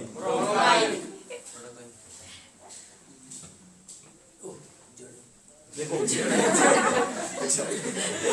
आ गए, ब्रोंकियाल्स ये जो से पहले ब्रोंकियाल्स आ गए। ये तो ट्रैकिया थी, ट्रैकिया दो भागों में बट गई, जिसे ब्रोंकाई के नाम से जानते हैं। अब ब्रोंकाई भी बट गई अलग अलग जाड़े से, उसे बोलते हैं ब्रोंकियाल्स। सही है, सही है, सही।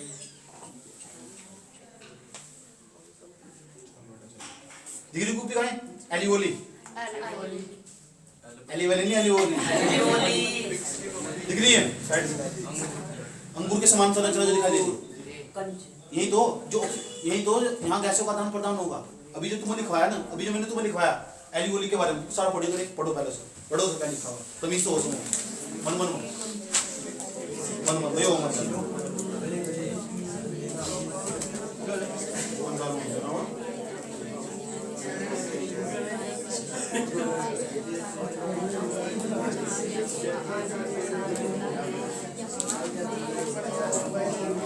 पढ़ने को कहा पढ़ से कह रहा है छोटी बहुत भैया क्या है पढ़ी तो रही पढ़ लिया। अब ध्यान से सुनना, देखो अच्छे तरीके से देखो। एलिवोली होगी, कूपी कहीं आएगी, अब देखो कूपिका में ऑक्सीजन आ गई यहाँ तो इसे जूम आउट होगा, देखो धीरे धीरे हो रहा है ना। अब ये क्या है हमारे पास ही पता, आरबीसी।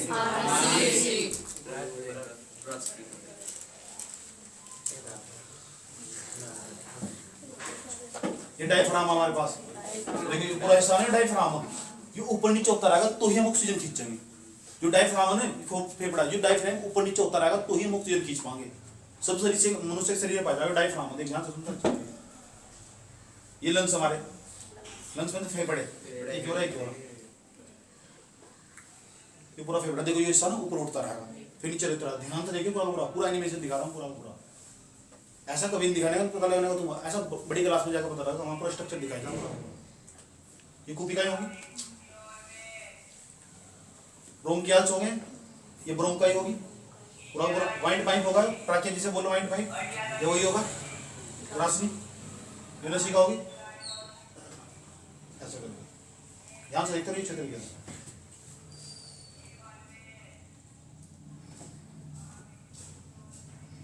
एक एनिमेशन और दिखाता हूँ, वो हिंदी में पूरा एक्सप्लेन करेगा, वो एक बोल देगा।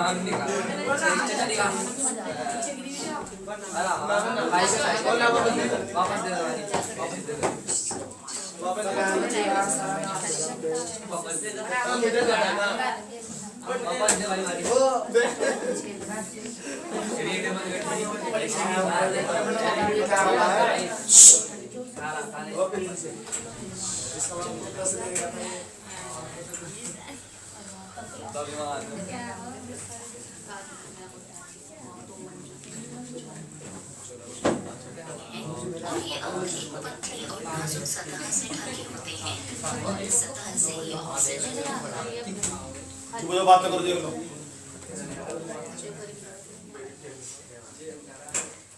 श्वसन यानी रेस्पिरेशन। नाक के नथुनों द्वारा मनुष्य वायु को अपने शरीर के अंदर लेता है। शरीर के अंदर ही श्वसन अंग यानी रेस्पिरेटरी ऑर्गन मौजूद होते हैं और ये अंग एक पतली और नाजुक सतह से ढके होते हैं और इस सतह से ही ऑक्सीजन और कार्बन डाइऑक्साइड का आदान प्रदान होता है। ये अंग जब किसी ऑक्सीजन से भरपूर वातावरण में होते हैं तो अपनी संरचना की सतह के क्षेत्रफल को बढ़ा लेते हैं और इनमें ऐसे रास्ते होते हैं जो वायु को अंगों तक ले जाते हैं। वायु को अंदर लाने और बाहर ले जाने के लिए क्रियाविधि यानी मैकेनिज्म होता है। आइए इस चित्र के द्वारा फेफड़ों यानी लंग्स में श्वसन की प्रणाली को समझें। नाक के नथुनों से वायु शरीर के अंदर प्रवेश करती है। नथुनों में वायु के जाने वाले मार्ग पर हल्के और छोटे छोटे बाल होते हैं और उसके साथ ही बलगम यानी म्यूकस भी किनारों पर होता है। नथुनों के अंदर वायु मार्ग में हल्के पतले छोटे छोटे बालों और बलगम वही लिखवाया का था क्या वो भी। उपयोग है? नथुनों के हल्के पतले बाल बाहर से आने वाली वायु में मिली धूल, गंदगी और सूक्ष्म जीवों यानी माइक्रो ऑर्गेनिजम्स को छानकर अलग करते हैं और बलगम यानी म्यूकस भी गंदगी को रोकता है, जिससे वायु नमी लिए हुए आसानी से शरीर के अंदर जा सके। इसके बाद वायु गले से गुजरती है। गले को सांस की नली यानी विंड पाइप या श्वास नली यानी ट्रेकिया भी कहते हैं, जो कि उपास्थीमय छल्लों यानी रिंग ऑफ कार्टिलेज से बनी होती है। उपास्थीमय छल्लों की क्या आवश्यकता है? उपास्थीमय छल्लों की मदद से वायु बिना किसी रुकावट के मुक्त होकर श्वास नली से गुजरती है और ये वायु मार्ग को दुर्घटना से भी बचाते हैं। अगर उपास्थीमय छल्ले न हो तो सांस बाहर छोड़ते समय पंजर यानी रिब केज के संकुचन से दबाव बढ़ जाएगा और सांस की नली बंद हो जाएगी, जिससे वायु के प्रवाह में रुकावट आएगी और सामान्य तरह से सांस लेने में परेशानी होगी। गले से होते हुए वायु फिर फेफड़ों में जाती है। फेफड़ों के अंदर वायु मार्ग अलग अलग छोटे छोटे रास्तों में बट जाता है और अंत में गुब्बारे के जैसी संरचना करता है, जिन्हें वायु कुपिकाएं यानी एल्वियोली कहते हैं। वायु कुपिकाएं वो सतह हैं जहां से वायु का आदान प्रदान होता है। वायु कुपिका की दीवार पर रक्त कोशिकाओं यानी ब्लड वेसल्स का सघन जाल होता है। जैसा कि हम जानते हैं, जब हम सांस खींचते हैं तो पंजर यानी रिब्स बाहर की ओर उठाते हैं और फिर मध्यपट यानी डायफ्राम सपाट हो जाता है, जिसके बाद वक्ष गुहा यानी चेस्ट कैविटी का आकार बढ़ जाता है। ऐसे में फेफड़े वायु को अंदर खींच लेते हैं और वायु कुपिकाएं वायु से भर जाती है। इसके बाद रक्त शरीर के क्या होगा, जैसे डायफ्राम ऊपर नीचे उठागा ना तो ये वायु को ऊपर खींच देंगे, तो जो गोली सीधे ये वायु तो भर जाएंगी। और जैसे वायु तो भर जाएगी ना, इनके बाहर कोशिका को जाड़ फैला हुआ, वो जो कोशिका को जाड़ फैला हुआ ना उसके अंदर कुपिका होता निकल उसके जो बाहर जाड़ फैला हुआ वो ऑक्सीजन हम निकल कर उसमें कोशिका में पहुंचाएगी, रक्त कोशिका में। तो कौन खींचेगा? तो हीमोग्लोबिन अपनी गड्डी में बैठाएगा और कोशिका तक ले जाएगा जहाँ ले जाना उसको, ठीक है। और पता क्या करेगा? CO2 को छोड़ देगा उसके पास और CO2 बाहर आ जाएगी तुरंत। ये प्रोसेस है। अंगों से कार्बन डाइऑक्साइड लेकर वायु कोशिकाओं में छोड़ देता है। ये कोशिका को जाड़ फैला हुआ और इसके बाद वायु कुपिका की रक्त कोशिकाओं द्वारा वायु कुपिका में मौजूद ऑक्सीजन को रक्त ले लेता है। देख ऑक्सीजन ले चला गया और अंत में रक्त वाहिकाओं द्वारा शरीर की सभी कोशिकाओं में ऑक्सीजन पहुंचाया जाता है।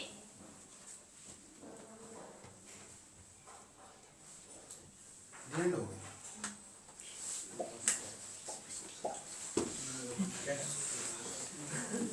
पता लग गया क्या था? वही तो चीज समझा रहे हैं, और क्या समझा रहे हैं? अभी तो बताओ क्या लिखा तुमने? कुपिका का नाम लिख लिया, फेफड़ों का नाम लिख लिया,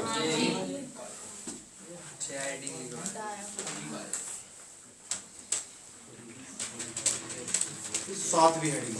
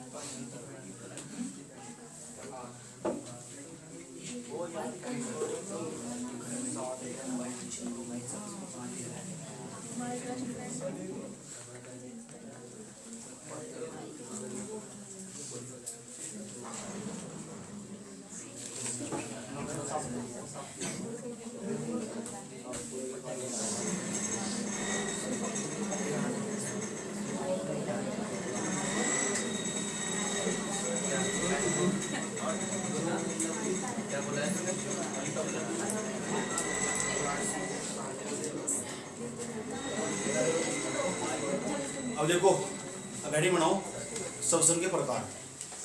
देखो कोशिका श्वसन के प्रकार। हेडिंग बनाओ कोशिका श्वसन के प्रकार। कोशिका श्वसन के प्रकार। यहाँ तो सवाल पूछा था ना पेपर में। कोशिका श्वसन के प्रकार। नई लाइन तो एक तरफ तो लिखो, एक तरफ पता क्या लिखोगे, ऑक्सी श्वसन, एक तरफ अनऑक्सी श्वसन। ऑक्सी श्वसन ऐसे लिखा जाएगा, ऑक्सी श्वसन, ऑक्सी श्वसन। अब बीच में लाइन खींचिए ना, ऐसे लिखना अनऑक्सी श्वसन, अनऑक्सी श्वसन। ये पेपर में अंतर आ रहा है लिखने में,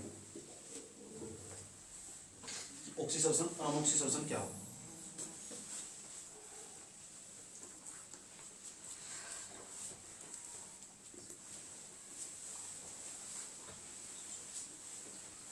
देखो C6H12 या फिर सभी पहले लिखवा दीजिए O6।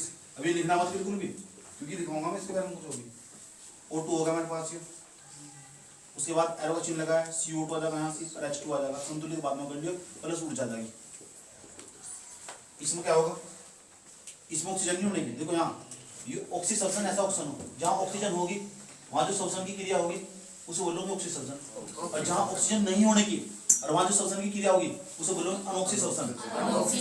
जो ऑक्सी श्वसन है ना, इसका नाम इंग्लिश में लिखो, पहले इसका नाम लिखो एरोबिक, AEROBIC,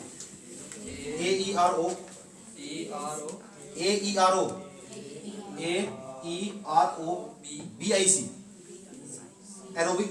रिस्पायरेशन, वो लिखे हुआ रिस्पायरेशन, RESPIR,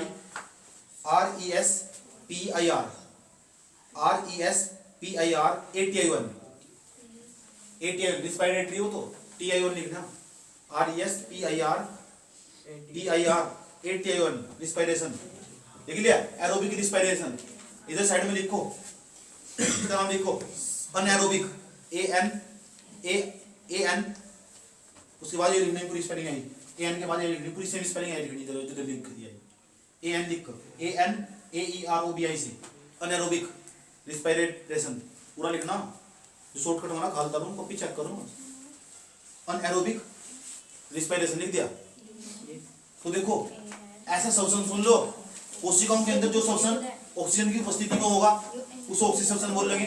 जब ऑक्सीजन नहीं होगा वो जो श्वसन करेंगे, कोशिकाएं जब सांस लेगी ऑक्सीजन नहीं होने का तो उसे बोलेंगे अनऑक्सी श्वसन। सोचेंगे किस किस में, समझेंगे किस किस में हो। वो पेपर में अंतर आया हुआ लिखने को। तो पहले नंबर पर लिखो, पहले नंबर का पहला पॉइंट लिखो, ऑक्सी श्वसन में लिखो, पहला पॉइंट लिखो, जो श्वसन ऑक्सीजन की उपस्थिति में होता है, जो श्वसन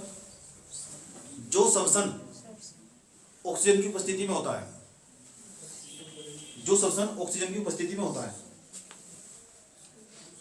जो श्वसन ऑक्सीजन की उपस्थिति में होता है,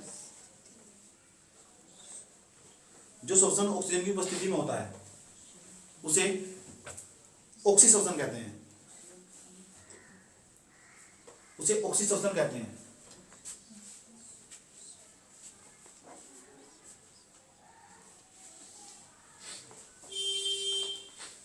नीचे जैसे में लिखो, जैसे C6H12O6 plus O2 CO2 H2 ऊर्जा, ये लिखना सब इसमें लिखिए, ये ऑक्सी श्वसन ऐसे में लिखनी।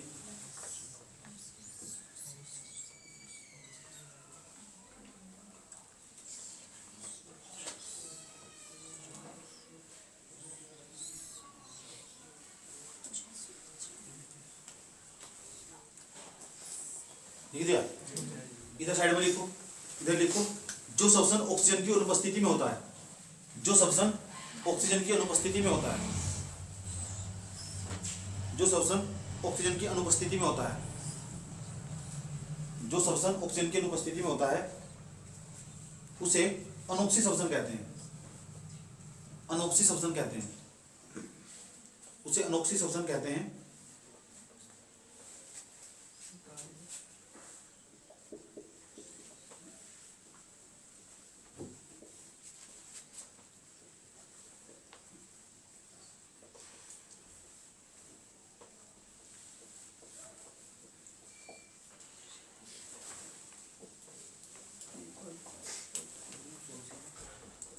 लिख दिया। देखो यहाँ साइड में, यहाँ इधर ऑक्सीजन तो नहीं है लेकिन फिर भी श्वसन हो रहा है। अब तुम कहोगे जी जब ऑक्सीजन नहीं है तो फिर श्वसन कैसे हो रहा है, जब ऑक्सीजन नहीं है तो श्वसन कैसे हो रहा है। वो उदाहरण देखेंगे इसके, ऐसा किन कौन से जानवरों में हो, मनुष्य में तो होने का नहीं ऐसा, बिना ऑक्सीजन के श्वसन कैसे हो जाएगा। तो ये देखो यहाँ, लेकिन इतनी बात याद रखनी, पेपर में अंतर आगा लिखने को आराम से लिख देना, समझ में भी आ जाएगा। तो जहाँ ऑक्सीजन होगा वहां जो श्वसन की क्रिया होगी उसे ऑक्सीश्वसन बोलेंगे, और जहाँ ऑक्सीजन नहीं होगा और वहां जो ऑक्सीजन की क्रिया होगी उसे बोलेंगे अनऑक्सीश्वसन। उदाहरण देखो, ये ग्लूकोज होगा, ग्लूकोज बदल चुका, लैक्टिक अम्ल CO2 H2O और ऊर्जा, समझ बात है। तो उदाहरण लिखो, जैसे जैसे लिखो C6H12O6 lactic acid plus CO2 plus H2O plus ऊर्जा।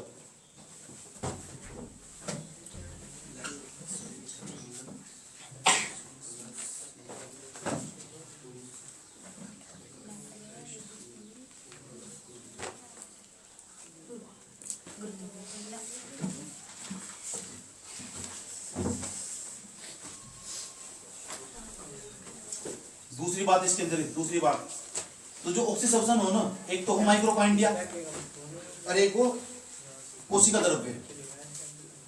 कोशिका, दो चीजों कोशिका के अंदर, एक तो हो कोशिका द्रव्य, अरे ये हमारे पास कोशिका आया, इसके अंदर दो चीज होंगे, एक तो माइक्रोकाइंडिया हो, एक कोशिका द्रव्य हो।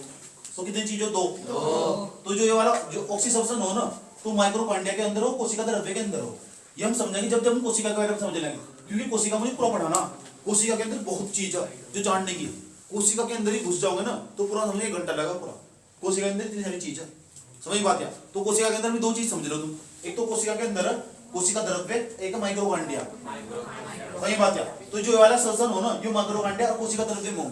तो दूसरा पॉइंट लिखो, ऐसे लिखो, यह श्वसन कोशिका में, यह श्वसन कोशिका में माइक्रोकाइंडिया और कोशिका द्रव्य में होता है। यह श्वसन कोशिका में माइक्रोकाइंडिया और कोशिका द्रव्य में होता है। यह श्वसन कोशिका में माइक्रोकाइंडिया और कोशिका द्रव्य में होता है।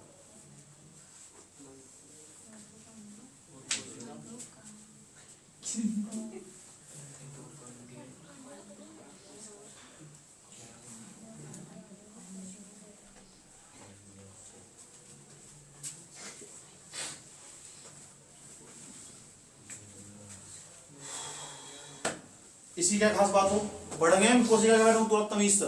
9वीं क्लास का पूरा चैप्टर हो, 9वीं में तो कोई पढ़ाता नहीं, तो कम से कम यही तो पढ़ लियो, सही बात है। तो लिखो, दूसरे नंबर पे लिखो साइड में, अनऑक्सीश्वसन कोशिका द्रव्य में पूरा होता है। लिखो, अनऑक्सीश्वसन कोशिका द्रव्य में पूरा होता है। अनऑक्सीश्वसन कोशिका द्रव्य में पूरा होता है।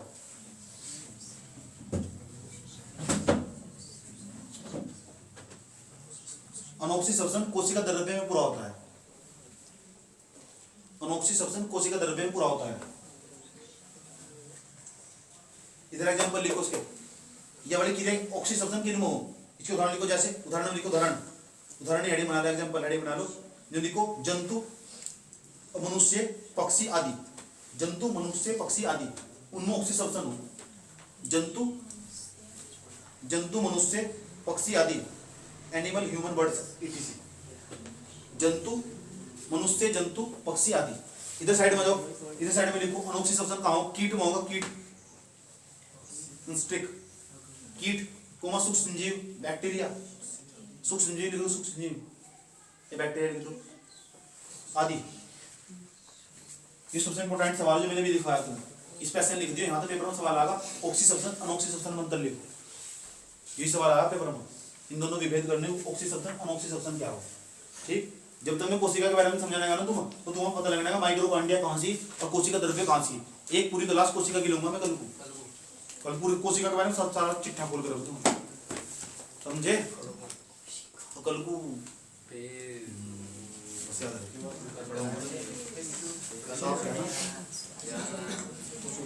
कल को 10 से 5 दिन छुट्टी हो जाएगी, लंच हो जाएगा। कोई दिक्कत? तो रिस्पायरेटरी सिस्टम खत्म हुआ यार, कुछ और भी लिखो, इतनी जल्दी क्या करोगे क्या नहीं मिलना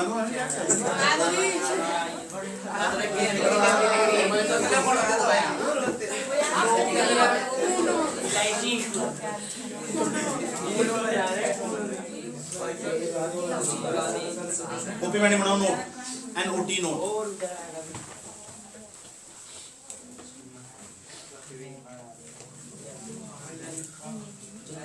हेडिंग बनाओ श्वसन अंग, कौन कौन कहाँ से सांस लेगा, इस सवाल पूछा जाए श्वसन अंग, श्वसन अंग, अंग अंग, रिस्पिरेटरी ऑर्गन, रिस्पिरेटरी ऑर्गन, योना रिस्पिरेटरी ऑर्गन, रिस्पिरेशन ऑर्गन क्या तो ये रिस्पिरेटरी ऑर्गन क्या, नहीं हेडिंग नोट, NOT नोट बनानी, इसमें समझाना तुम्हें, कहीं नहीं लिखना इंग्लिश इंग्लिश में, इसमें थोड़ा लेना तो कंप्यूटर पे मंगा करवा लियो, तो नोट बनाना है हेडिंग अलग से, ध्यान से सुनना अच्छे तरीके से, ये लिखवाया जा रहा, जितनी भी स्तनधारी हो ना, एक तरफ लिखो पहला पॉइंट स्तनधारी और तीर का चिन्ह लगा के लिखो, फेफड़ों से सांस लेते हैं, एक तरफ लिखो स्तनधारी, स्तनधारी लिख दिया, स्तनधारी, स्तनधारी नहीं आता लिखना, स्तनधारी, स्तनधारी तीर का चिन्ह लगा के लिखो, फेफड़ों से सांस लेते हैं, फेफड़ों से सांस लेते हैं। दूसरे नंबर पर लिखो कीट, दूसरे नंबर पर लिखो कीट और तीर का चिन्ह लगा के लिखो श्वास नली, ट्रैकिया, श्वास नली से सांस लेते हैं, समझ गए, श्वास नली से सांस लेते हैं, जो का लिखा श्वास नली सांस लेते हैं पूरा लिख, तीसरे नंबर पर जलीय जीव, जो जल में रहने वाले जीव, तीसरे नंबर पर जलीय जीव, जो जल में रहने वाले जीव है ना, में लेते हैं क्लोम से सांस, क्लोम, और क्लोम को इंग्लिश में बोलो गिल्स, GILLS, गिल्स। उसके बाद लिखो मेंढक और तीर का चिन्ह लगा लिखो त्वचा से सांस लेता है,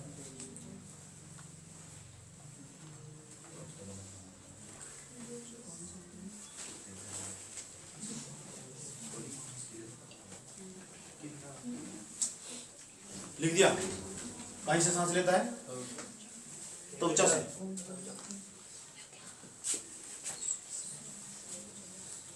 एक वो टेडपोल, जब मेंढक छोटा हो ना वो मछली जैसा हो, जब मेंढक छोटा हो ना वो मछली जैसा हो, उसे टेडपोल बोल रहे, टेडपोल। तो बता कहीं से सांस लेगा, वो सांस लेगा गिल्स तक, क्योंकि जल में रहा उस टाइम का वो।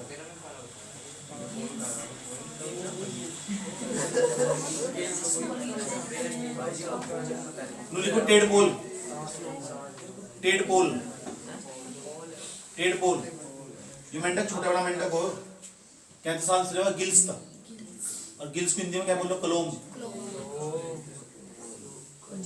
गलफड़े।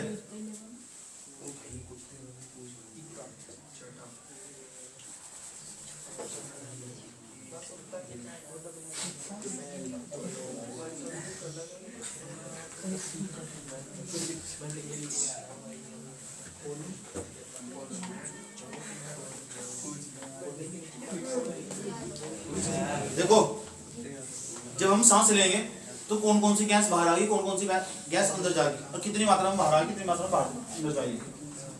यहाँ लिखो श्वासोच्छ्वास,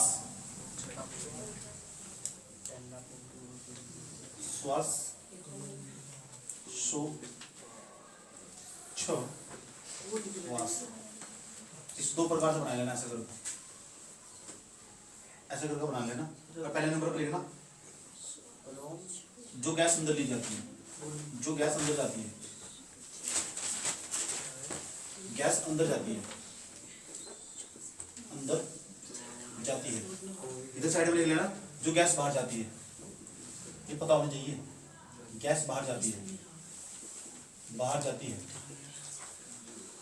इसे पहले नंबर पर आओ, नाइट्रोजन 78% जाएगी तुम्हारे शरीर में, याद रखना बात है। जब तुम ऑक्सीजन लोगे ना, क्योंकि सब नाइट्रोजन 78% शरीर में जा रही है। और दूसरे नंबर पर जो ऑक्सीजन है ना वो 21%, 21%। और जो CO2 है ना, CO2 वो 0.03%, क्योंकि वातावरण में भी इतनी हो। जो गैस बाहर छोड़ देंगे ना, जो गैस बाहर छोड़ देंगे, नाइट्रोजन बाहर जाएगी निकल गई, तो 78% ही बाहर चली जाएगी, जितनी शरीर में बताई जितनी बाहर निकल जाएगी। और दूसरे नंबर पर जो ऑक्सीजन है सारी तो बाहर नहीं निकलने की, पेमेंट नहीं जाओगे, 14% ही बाहर निकलेगी केवल, तो ये 7% शरीर में खप जाएगी। तीसरे नंबर पर चल जाओ, CO2 बहुत ज्यादा मात्रा में निकाल लोगे तुम, ली थी कम CO2 और निकाल ले जाता CO2 कितना निकालोगे 4% के आसपास 4% CO2 निकालोगे देख लो ऐसे करके डायग्राम बना लेना। जब मनुष्य सांस लेगा ना तो जो गैस अंदर जाएगी 78% नाइट्रोजन 78% ये बाहर आ जाएगी और 21% ऑक्सीजन ली थी 14% बाहर कितनी 7% कब की वही बात है कहाँ चली गई कोशिकाओं के पास ये तो कोशिका जिंदी रहेगी। अब CO2 कितनी ली थी 0.03% छोटी कितनी ये भी सवाल पूछा जा कि जब श्वसन की प्रक्रिया हो और सांस लेते हुए श्वसन की प्रक्रिया के दौरान वो कौन सी गैस हो जितनी अंदर गई इतनी बाहर आएगी सही बात है। और सबसे ज्यादा मात्रा में शरीर में तो कौन सी गैस निकला हमारे नाइट्रोजन कहाँ निकल रही CO2 निकल रही ज्यादा होने का तो जितनी आती इतनी बाहर निकल गई इससे बड़ा नहीं आती वही ठीक था। CO2 कौन सी इतनी बात बताओ समझ में नहीं है कोई दिक्कत यहाँ तक और इस तो कोई सवाल नहीं पूछे जाते। अब देखो सवाल बताता हूँ तुम सवाल कैसे कैसे आ रखे पेपर में जो बड़े बड़े पेपर है ना उनमें कैसे कैसे सवाल आवा तुमसे सवाल पूछता हूँ क्योंकि आज मैंने तुम्हें पढ़ाया ना तो उसमें देखते सवाल कर पाते नहीं पाते बड़ी बड़ी परीक्षाओं में इतने सवाल ओके ट्राई करें करें ट्राई लाइट खोलो कहाँ जाना लाइट मत खोल पकड़ ले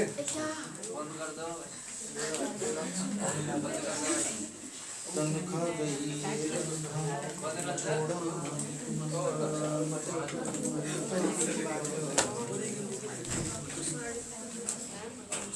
पहला क्वेश्चन इसके बाद चैप्टर परमानेंट करो दिमाग खराब है सुन लो प्रश्न उत्तर पूछना तुमसे 4 ऑप्शन दूंगा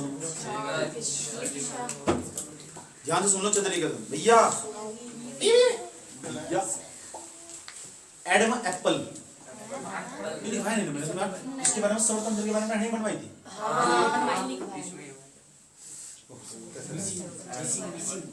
एडम एप्पल पता किसमें पाई जा एडम एप्पल पुरुषों में पाई जाए घटली सी एडम एप्पल नोट में लिख लो नोट में लिख लो Adam apple Adams Adams apple पप्पल ने एप्पल एडम्स एप्पल स्वर यंत्र का भाग है जो केवल पुरुषों में पाया जाता है। एडम एप्पल्स स्वर यंत्र का भाग है स्वर यंत्र ये लिरिक्स नहीं लिखा होगा स्वर यंत्र का भाग है जो केवल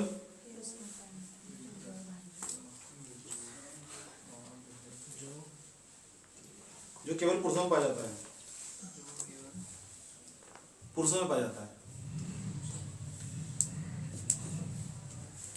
क्या बोल रहे हो सर एडम एप्पल खा लो चलो बैठो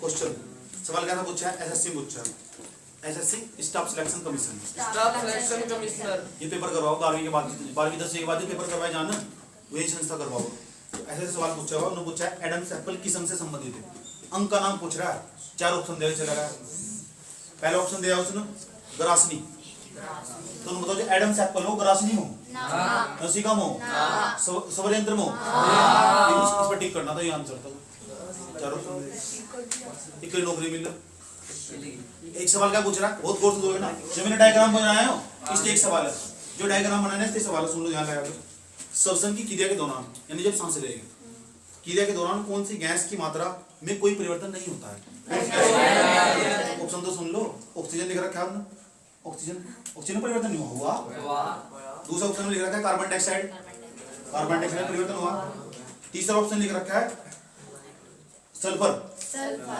आई नहीं यहाँ और चौथा ऑप्शन लिख रखा है इनमें से कोई नहीं तो इसका आंसर इनमें से कोई नहीं क्योंकि इसमें नाइट्रोजन होना चाहिए था नाइट्रोजन है जी तो ऑप्शन देखकर तो टिक मारना पड़ा कॉमन सेंस यूज करना पड़ा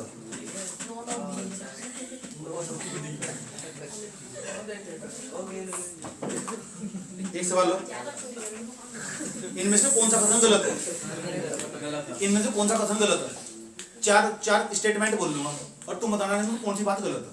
पहली बात हमेशा सांस नाक से लेनी चाहिए पूछ रहा गलत कौन सा ये तो बात सही है मुंह से भी लेनी चाहिए दिक्कत खड़ी हो जाएगी शायद 2 मिनट तक भाग जाएंगे श्वसन में नाक और मुंह से सांस ली जाती है, सब ली जाती है, ले जाओ। सीधी सी बात है। नाक में बाल धूल मिट्टी के कणों को रोकने का कार्य करते हैं। मुंह से सांस लेना अच्छा माना जाता है। ये रखा पेपर में सीधा वाला वहाँ और क्या सवाल? तो भाई सही नहीं करना। अब देखो इस पर सवाल पूछा हमने एपिग्लोटिस पर।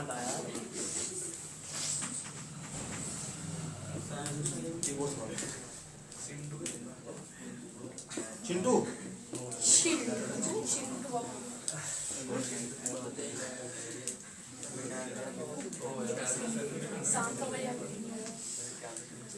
क्या पूछे देखो, मुख्य रूप से किसके ऑक्सीकरण द्वारा, हमारा किसका ऑक्सीकरण होगा के द्वारा, ऑक्सीकरण मतलब जहाँ ऑक्सीजन जाएगी, ऊर्जा उत्पन्न को श्वसन कहा जाता है। किसके ऑक्सीकरण द्वारा, ऑक्सीकरण किसका होगा, किसके साथ ऑक्सीजन मिलेगी, ऑक्सीजन किसके साथ मिलेगी, ध्यान सुन लेना, ऑक्सीजन किसके साथ मिलेगी कि फिर उसके बाद उसे श्वसन कहते हैं। श्वसन किसे कहते हैं, मैंने यहाँ सब समझाया। ऑक्सीजन देखो किसके, ग्लूकोज की, लेकिन ग्लूकोज किससे मिलेगा बना, कार्बोहाइड्रेट। अब ये क्वेश्चन ध्यान से सुनिए, मुख्य रूप से किसके ऑक्सीकरण द्वारा ऊर्जा उत्पन्न होती है, ऊर्जा को श्वसन कहा जाता है। पहला ऑप्शन वसा, वसा का है नाम निशान, प्रोटीन चैप्टर पढ़ेंगे पर प्रोटीन नाम आ रहा है, कार्बनिक अम्ल, कार्बोहाइड्रेट, टिक मारना पड़ा, मैं नौकरी कर लूंगा।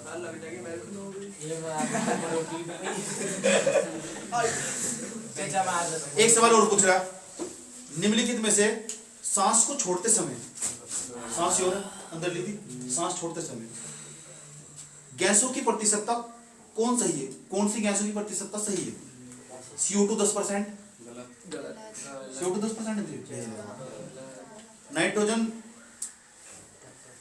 ऑक्सीजन 4%, ऑक्सीजन 4% है, नाइट्रोजन 78%, और चौथा ऑप्शन है उपयुक्त तीनों। गलत है तो सही आंसर क्या, 78%। पता कहाँ है, DSSB में, दिल्ली टीचर बोर्ड, यानी 12वीं क्लास के बाद जब 5 साल 10 साल 5-6 साल पढ़ाई करा ना और 2 साल तैयारी करा, तो वहां पेपर आया और है 10वीं क्लास का सवाल, समझिए।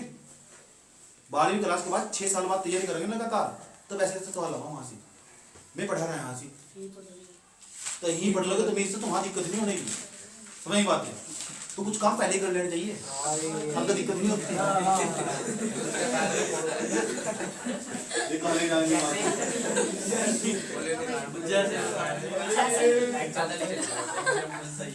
हेलो नमस्ते, ना आप तो छुट्टे लग रही है, मैंने बाहर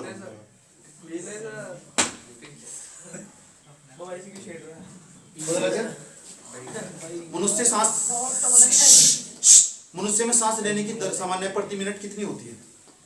1 मिनट में कितनी बार सांस लेगा वो? 1 मिनट में, 1 मिनट काउंट कर, स्टॉप वॉच चला रहा मैं और देख लूँ तुम 1 मिनट में कितनी बार सांस लेंगे। 1 2 3 50।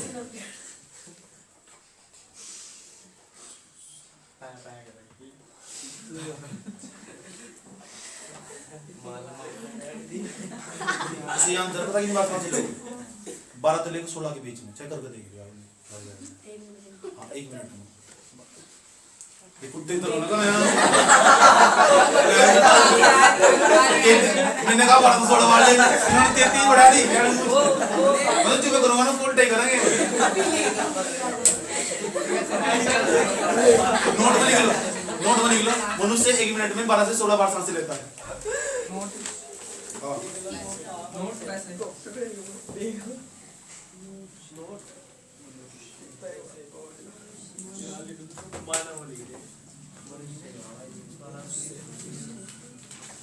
मनुष्य 1 मिनट में लेता है 12 से 16 बार सांस। मनुष्य 1 मिनट में 12 से 16 बार लेता है सांस,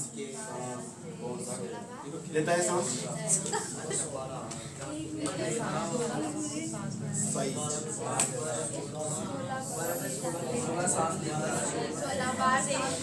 मिला ना?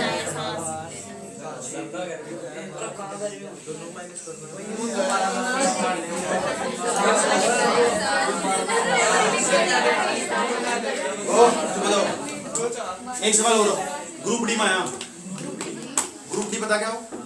जब रेलवे की जॉब निकला ना तो उसमें ग्रुप डी की जॉब हो बहुत सारी। ग्रुप डी का मतलब 4th क्लास की नौकरी हुआ, ठीक, नौकरी सरकारी होगी, सही बात या हम कुछ भी काम पकड़ा देंगे, किसी फाइल का काम दे देंगे, किसी को पानी पिलाने का काम दे देंगे, उसे ग्रुप डी की नौकरी बोल रहे। गाँव में से उसको नौकरी बहुत अच्छा मानना जाओ, बहुत लोंडे की रेलवे में नौकरी लग रही और वहाँ प्यारा पानी दूसरे तो भाई उसमें कैसा सवाल पूछा सुन लो, देख लो ग्रुप डी में चले जाओगे, देखो हाँ 40 जा रहे हो या खास बात है पैनी पीने की 40 जा रहा है।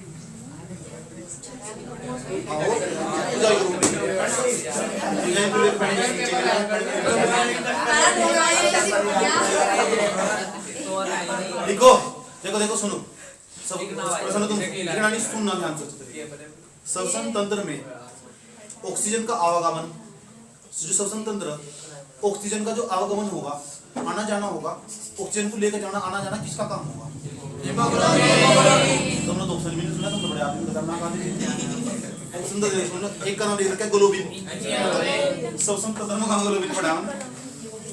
Plasma, bilirubin, haemoglobin, correct answer.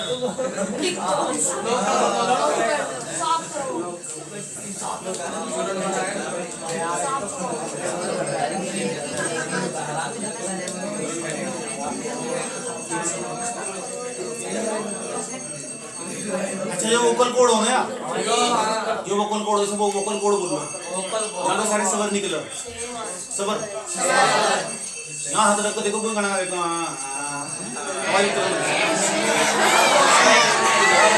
Vocal cord की जो लंबाई हो ना तो समझ आता हो महिलाओं कम हो, महिला में सारी चीज कम हो।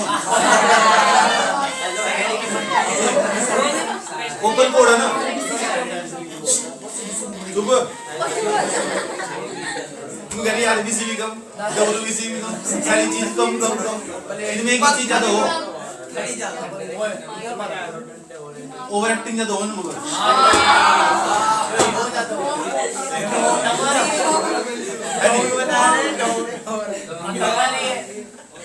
तो जो पुरुष हो ना उसमें जो वोकल कोड की लंबाई होगी वो होगी 20 mm, 20 मिलीमीटर, पुरुषों होगी 15 मिलीमीटर। बहुत बड़ी क्वेश्चन है, लिखो पुरुषों में वोकल कोड की लंबाई, पुरुषों में वोकल कोड की लंबाई इतनी है 20 millimetre. Vocal cord VOCAL, vocal cord CORD, vocal cord पुरुषों में वोकल कोड की लंबाई 20 मिलीमीटर तथा महिलाओं में 15 मिलीमीटर।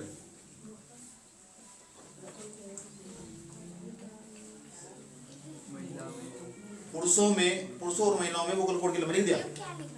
पुरुषों में वोकल कोड की लंबाई 20 मिलीमीटर तथा महिलाओं में 15 मिलीमीटर होती है।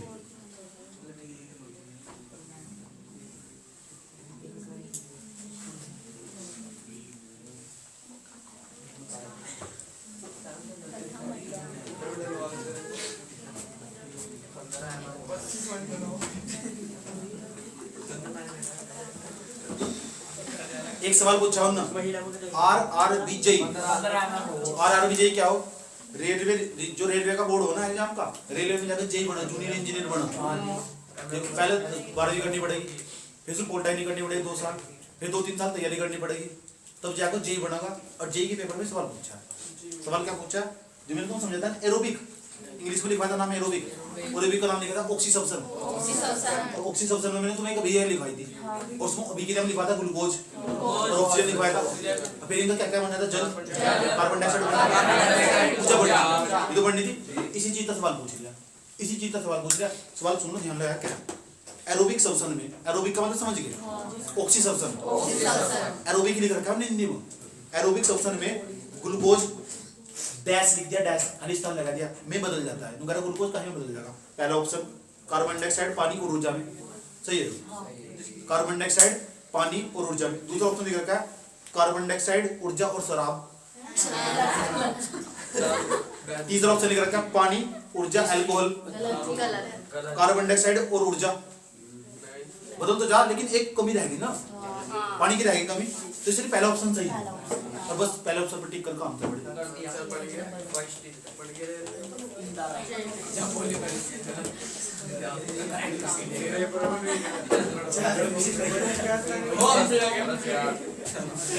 कोई दिक्कत?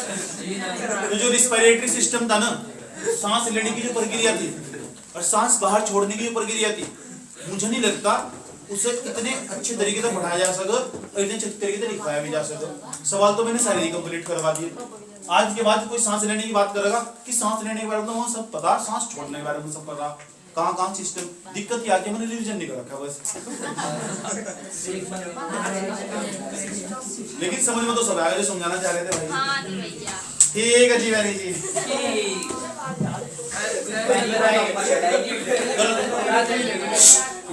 कल क्या चलेगा? कल चलेगा कोशिकाओं के बारे में।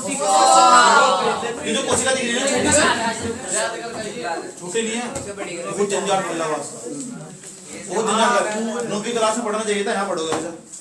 सही बात है।